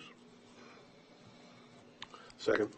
Okay, we have a motion to reappoint Nancy Goodland, Mr. Hadler, and Ms. Rogers to the Parks and Environment Committee. Any further discussion? All those in favor of appointing the 3 reappointments to the Parks and Environment Committee signify by saying aye. Aye. Okay, any opposed? Okay, the motion passes. We have 3 reappointments. Congratulations, and thank you again for that service. Commissioner Meyer. Yep, I would move to appoint John Howard to the Parks and Advisory Committee in a new position. Is there a second? Second. Okay, we have a motion by Commissioner Meyer, second by Commissioner Olson to appoint Mr. Howard. We have discussion. Commissioner Ward. Just a notation. Somewhere along the line, I think when we renamed this committee Parks and Environment Advisory, somehow we put people have the assumption it's City of Winona Parks and our influence. After talking to a number of the applicants, they thought they were impacting the City of Winona park plans and bicycle trails and things like that, which yes and no. The parks we're talking about are Apple Blossom, Farmers Park, up on the hill there, the dump, and Stone Point. And incidentally, all 3 of those parks are in my district.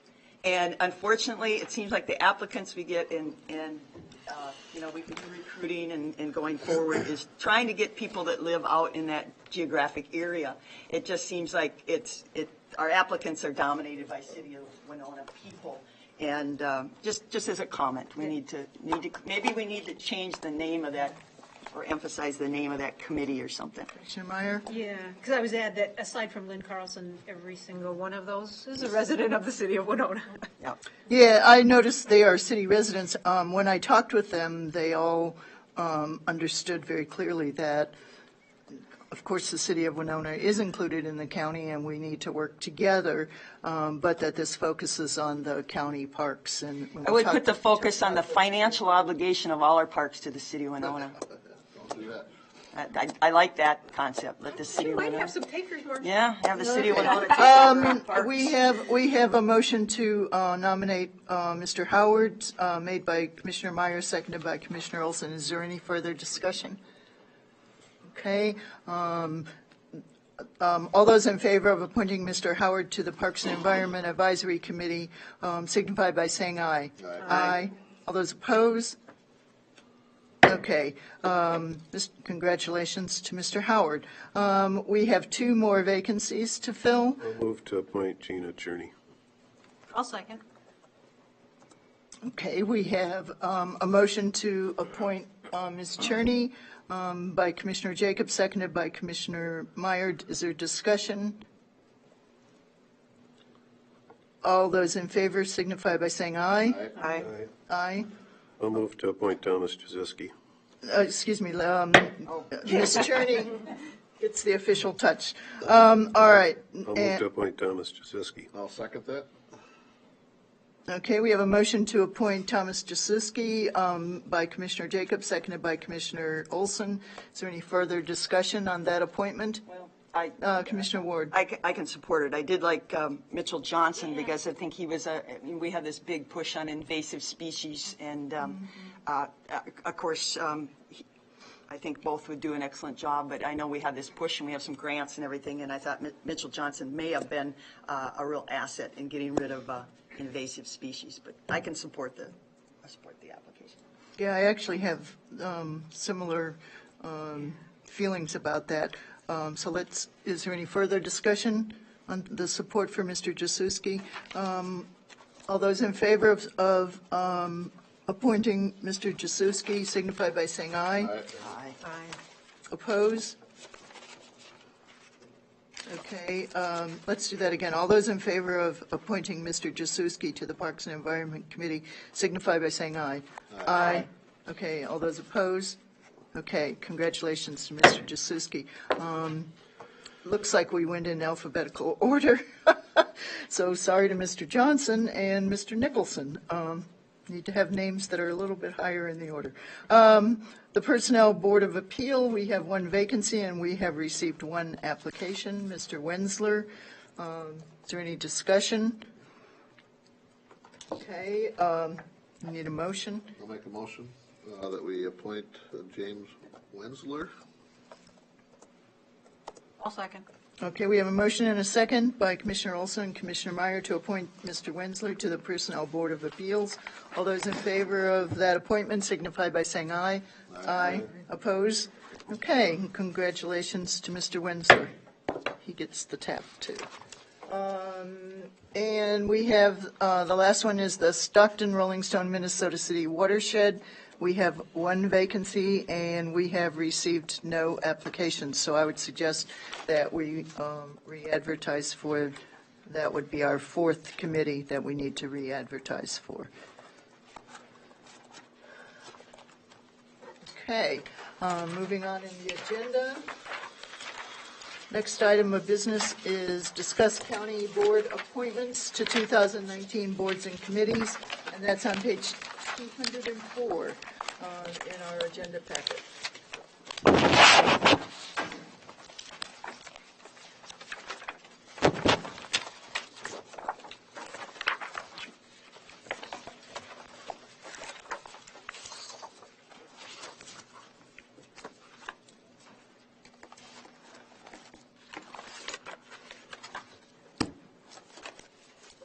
Okay, Commissioner Jacob.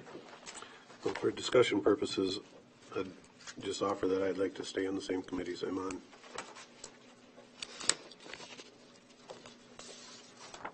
Okay, Commissioner Ward and then Commissioner Pomeroy.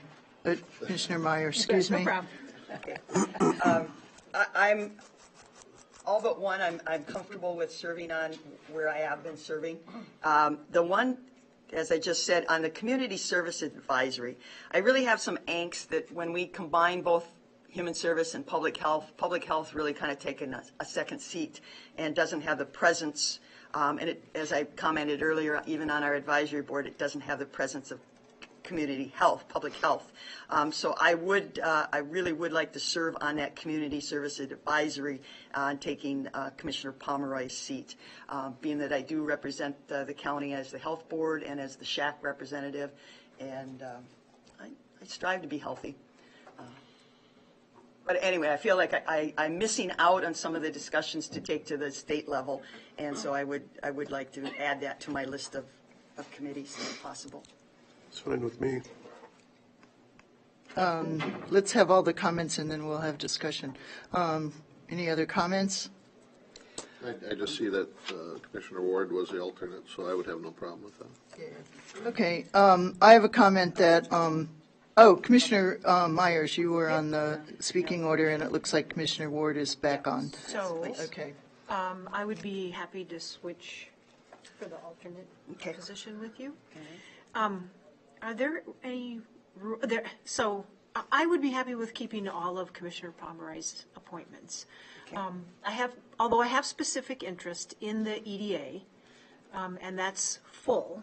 So I think the thing is, even if there's no room there, I would just probably start attending for a while to kind of learn what was going on. I would just caution that there are 2 commissioners appointed to that committee, and if a third commissioner attends the meeting, it would have to be public noticed. So I would have to make sure that. Yeah.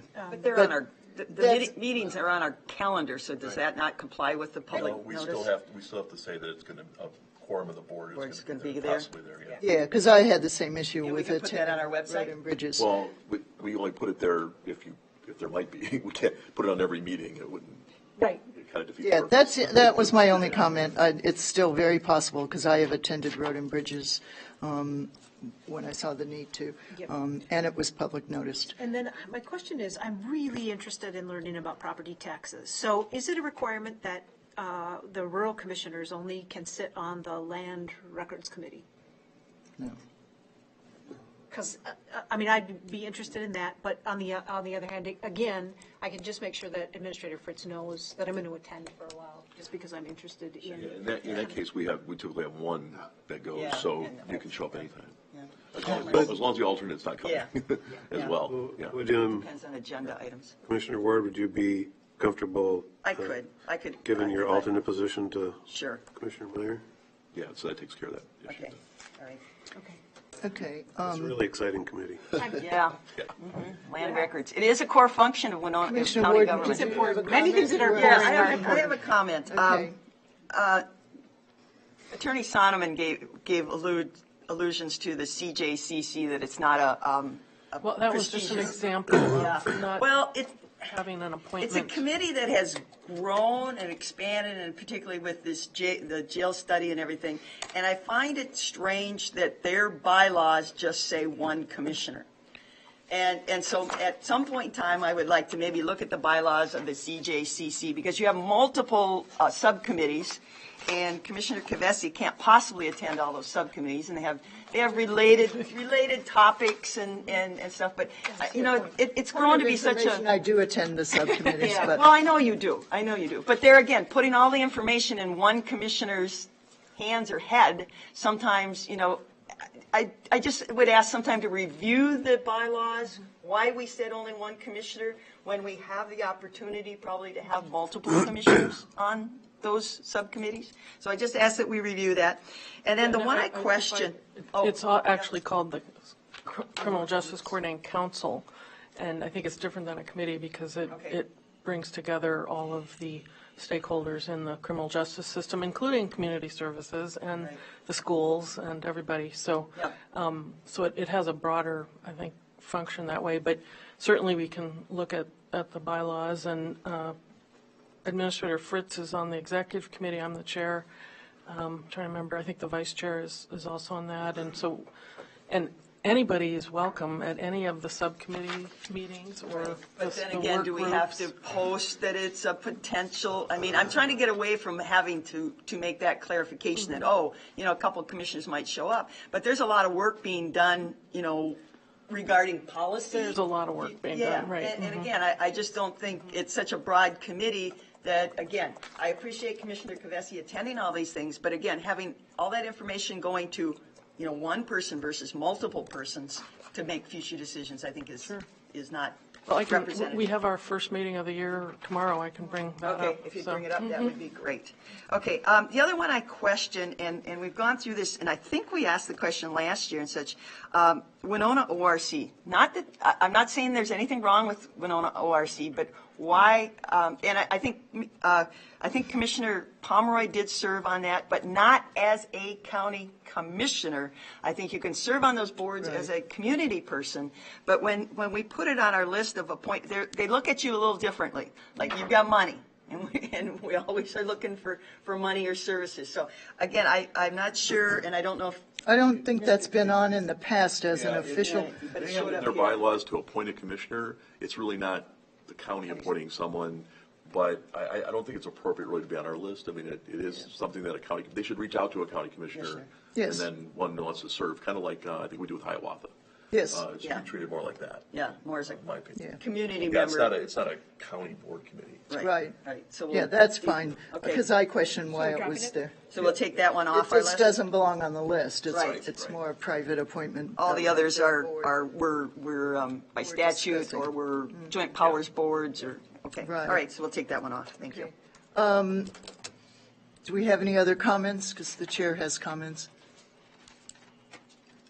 Okay, my only comment is when I joined this board 4 years ago, exactly 4 years ago, it was my understanding that we actually rotate these committees so that no one person becomes keeper of information, that we all start to learn about different committees and the business of the county through those committees.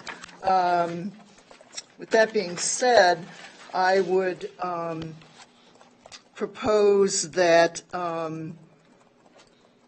Commissioner Meyer could take my seat on the EDA, or we would switch. I could be the alternate and Commissioner Meyer could be the official appointment, if that's agreeable.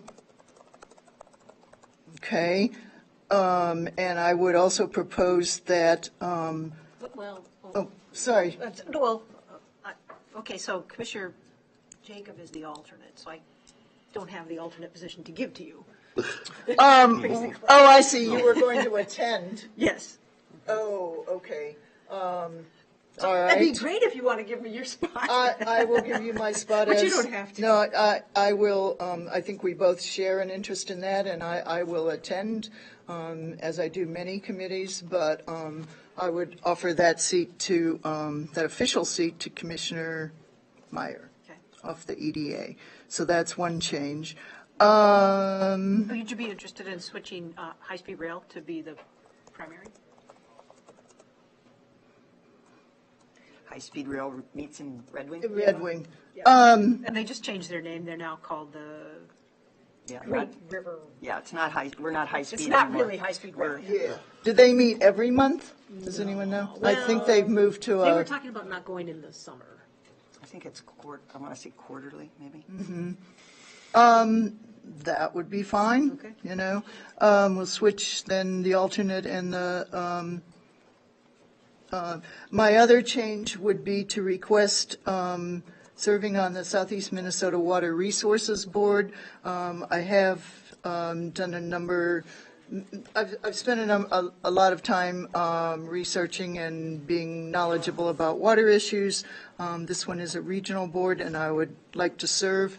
However, it would depend on a change. So I would ask Commissioner Jacob to change with me on that, and that I could serve on the Water Resources Board. Again, in the spirit of that we all are knowledgeable in many areas, as many as we can be. No, I'm actively involved and engaged with the water and land use community, and that's a primary board that I sit on, and have no interest in giving that position up.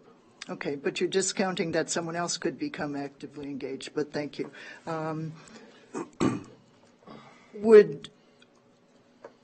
Is there any other water board that you would trade because you and Commissioner Ward are possessing the water knowledge for the county? The water boards are all kind of linked together, and I know Commissioner Jacob and myself have built a lot of relationships with other commissioners and people that serve on those boards, and that's pretty integral in how to run those boards. So I don't see a problem with Commissioner Jacob taking the lead on that. Okay, that was my understanding when I joined the board, that we would rotate and all become as knowledgeable as we can on as many We issues have, as we in can. 16 years, hasn't been the policy. No, but it was a discussion point. So, Commissioner Olson, There's nothing to say that you can attempt, right? that's true. Right. Commissioner Meyer. Yes, well, I see that Commissioner Pomeroy was the alternate on soil water. Are you trying that? Not really, because I thought you would take that. You just did. I would gladly take it as an alternate if you want Well- to put your emphasis in different places. I did serve on that for a number of years prior to Commissioner Jacob. I would gladly be an alternate if you, Well, although or, okay. is it something that you, pardon me? Okay, but. I would prefer that we have Commissioner Meyer as that alternate. On soil water, Yes, not you. it's just off the top of my Pomeroy head. is the alternate. Okay. Yeah. And that can fit into your, I have a lot of things Interest? that I want to learn about, so, Okay. yeah. Yeah. Okay, have we done our due diligence here? Are there any other issues? Commissioner Olson, you're satisfied with your appointments? Okay, I do have I need to be recognized. The Minnesota Inter-County Association. We pay big bucks to belong to that. I've always felt it's difficult. I've always personally put my attention to the Association Minnesota Counties group. I'm active in that. There's a lot of valuable information, a lot of work that's being done, but it just, I know Commissioner Pomeroy, and I know Commissioner Olson is on the committee, and I'm the alternate, and I've sat on the phone a number of Wednesday afternoons listening in. It's not ideal, but it avoids, 4 hours of driving time to get to a meeting, and it's getting better. You want to switch? I guess I would feel better if I was appointed versus just alternate, never knowing who's going to be on the phone, Okay, I'm Okay. okay with that. all right? Are you going Okay. to the meeting up in Northfield? I we haven't would decided. usually do phone, but yeah, Yeah. you would be eligible Yeah, I to instituted attend. the phone policy because, again, driving 4 hours for a 2-hour meeting is, not always the best use of time. Especially in the bad weather. Yeah. So the Okay. phone has worked out, and other So- counties have followed. If that's okay with Commissioner Olson, I'm then okay we'll with that. switch Commissioner Ward, and Commissioner Olson will become the alternate, and Commissioner Meyer will take Commissioner Pomeroy's place. Is there any further discussion on any of these board liaisons, board and committee liaisons? Commissioner Jacob? Yeah, I just want to make sure that we're crystal clear. There was no change made on the Southeast Minnesota Water Resource Board, or, right? That's correct. You declined my offer to swap. Ward is still the alternate. Okay. Okay, any further discussion? All right, let's move on. So do we have to make a motion to, Yes, actually, we do. I'll move to approve the appointments. Second. Okay, we have a motion to approve the appointments as discussed by Commissioner Ward, second by Commissioner Olson. Is there any further discussion? All those in favor of continuing with the appointments as discussed, signify by saying aye. Aye. All those opposed? Okay, and the motion passes. So congratulations to all of us. We are all reappointed and switched as we discussed. Yeah, and Commissioner Meyer? yeah. Administrator Fritz, would you be willing to send out the revised? Yes, Right after the yes. meeting? Yeah, thank you. Yes, thank you. Okay, moving on, we have item 7.3 of general business, receive the monthly finance and budget update for July to November 2018. Mr. Moger, thank you. And I will focus on the November updates, which are actually pages 216 through 218. We'll go through the cash flow for November, and just in the general fund, we'll talk about those numbers. Beginning cash was $10.2 million. Actual revenues were 6.5, expenditures were 1.3, ending cash was 5.5. For the year total, the cash was 14.3, revenues were 18.6, and expenditures were 17.8. Areas at this point for November was negative 795 compared to a negative 1.3. And I did want to point out that in November, community services was probably the first time that I've seen a positive number. It's still negative, but it was a negative. A negative positive. But I mean, it was actually below the $1 million mark. And actually looking at it today, we do actually have the part of a tax settlement. I'm thinking that number is going to come in probably between a negative 1.1 to 1.2, somewhere in that range. So it's that, and there are a lot of things that were happening. I mean, and we can probably get more into that, but every time we made some positive ground, we actually had some things that were happening that we saw some more expenses that were coming in that were unpredicted. But I think overall, if we didn't do what we did, we saw a lot more negative numbers there. Any questions related to the cash flow on this page? Do you consider that change, that's not a seasonal issue? November is not usually lower for community services, or is it? Well, the one thing that November does have is lower, I mean, that's when all the taxes are settled. Okay. So it is The one of revenues. the taxes have been settled, but I think it's overall that a lot of the things that were coming to play, actually saw some positive things that happened, but again, it still is a negative number. Mm-hmm. Thank you. Commissioner Ward. Yeah, I've never been comfortable with government financing. And again, I don't know, in our budgeting, we say it's a guide and everything, but to consistently be over that much in our spending, I mean, it leads me to reason that we're not doing something right in budgeting. I mean, I guess I still have that private sector mentality that, you know, I got to cover each line, and to consistently be that much negative, the doors would be closed and I'd be out of business. But government is different, and I just find it troubling that somehow we're not, in our finance methodology, we don't allocate, so that should, in my little opinion, that should be closer to zero than this, you know, millions of dollars in the negative. And again, maybe I'm just ingrained in private sector, you know, make money to pay your bills, and here we spend 1+ million more than we took in. Okay. Mr. Fitz, excuse me. Yeah. Yeah, I totally agree. The challenge has been, the last couple of years, as you know, is predicting out-of-home placements. Mm-hmm. So that had a big impact on the budget. And in this last budget, we had hoped that it would, you know, it had kind of plateaued. We were in that 40-some, and then now we're at the 90-some. Mm-hmm. We have seen some pullback on that a little bit, but it varies, and it seems to be riding high. So that was underpredicted again. But one of the other big things that Pat didn't mention is we did have one expense that was in 2017 that actually didn't get billed in 2018. I let the board know about that. It was several $100,000 from the state. Mm-hmm. So that, if you took that number out of the 1.1 million, you'd be dropping down. So what we got is something with the PA system. Woodpeckers on the roof. They're boring through. You found it. Thank you. The magic touch. We have spirits. That was really strange. She has more. Very strange. Well, they still had a minute left. She has more skills. Yeah, she has more skills than we ever thought. Okay. So that was part of it, and then the other part is in the last couple of years, especially this year, we worked to engage along with the supervisors and the director over there to actually engage in going through the budget line by line, item by item, to try to get the best sense we could on the estimate of what it's going to be.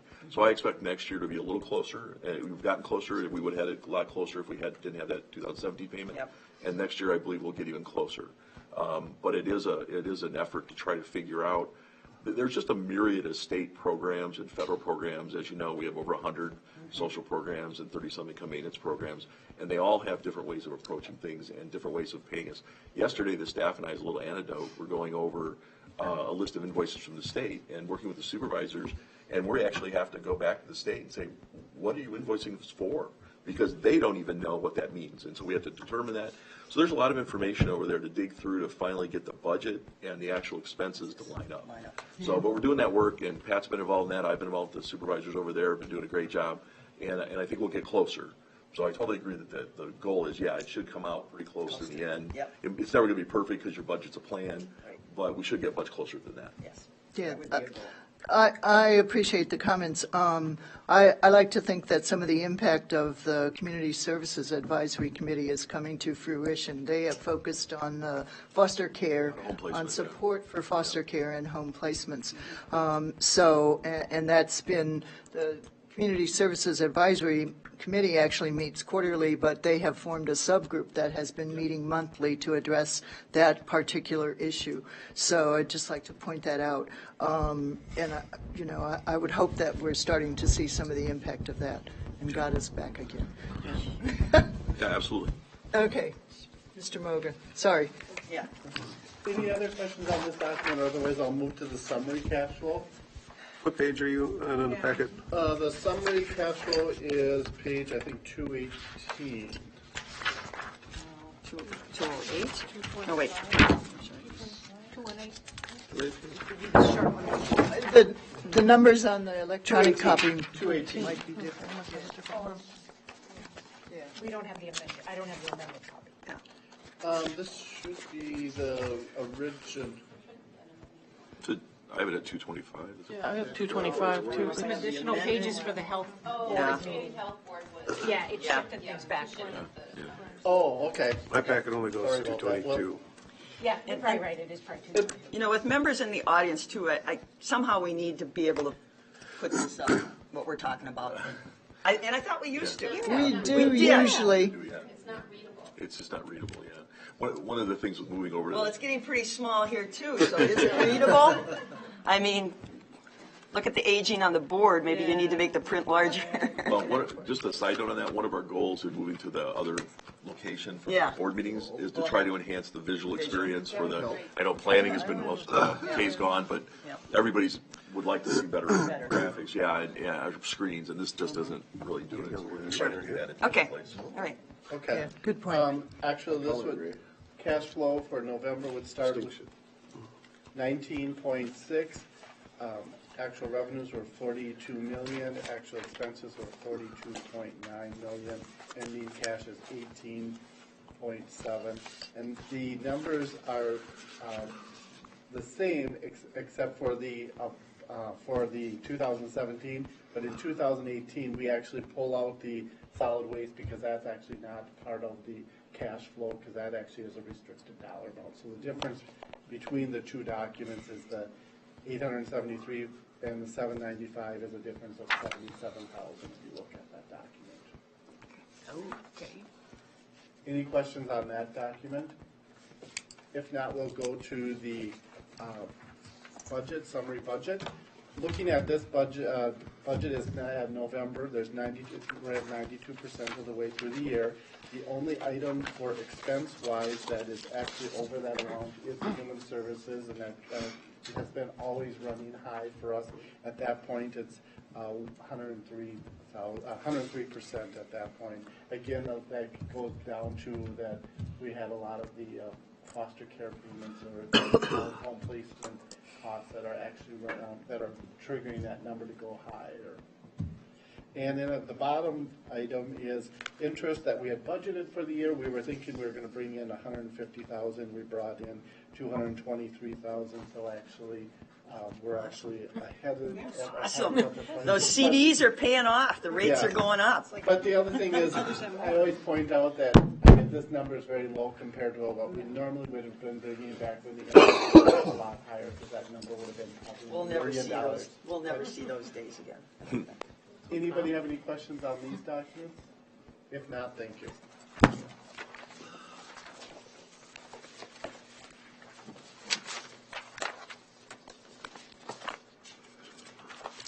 Okay, I think we're at the end of our official agenda.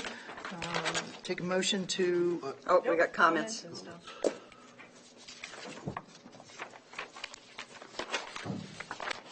I did have a comment. oh, excuse me, Commissioner Olson. Well, I think Yeah, first I did. Commissioner Ward Commissioner did. Ward. A couple things. We were advised earlier in our public health meeting that it is Radon Month, and the public health has obtained some grants and everything. If anybody's interested in testing their home or business or any buildings they own for radon, you can get those at the Public Health Department over in Hazardous waste. or environmental services, and I think there's a discounted like $5 a kit. It's something that's important. It can be a factor in Winona County.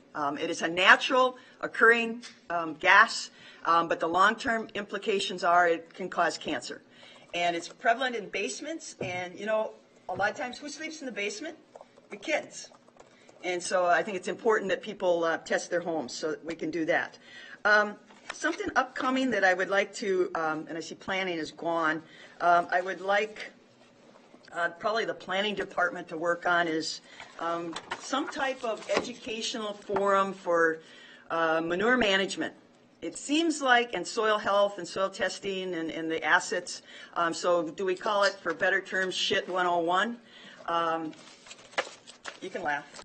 I'm a farmer, that's what we called it.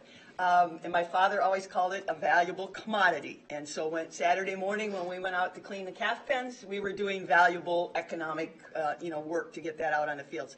But I think there's a lot of misinformation. There's a lot of good information. It's kind of a buzzword, soil health and everything, and the good things that manure does. And I think there's a lot of fear. People don't know what, the assets of a good manure management plan and how it's conducted.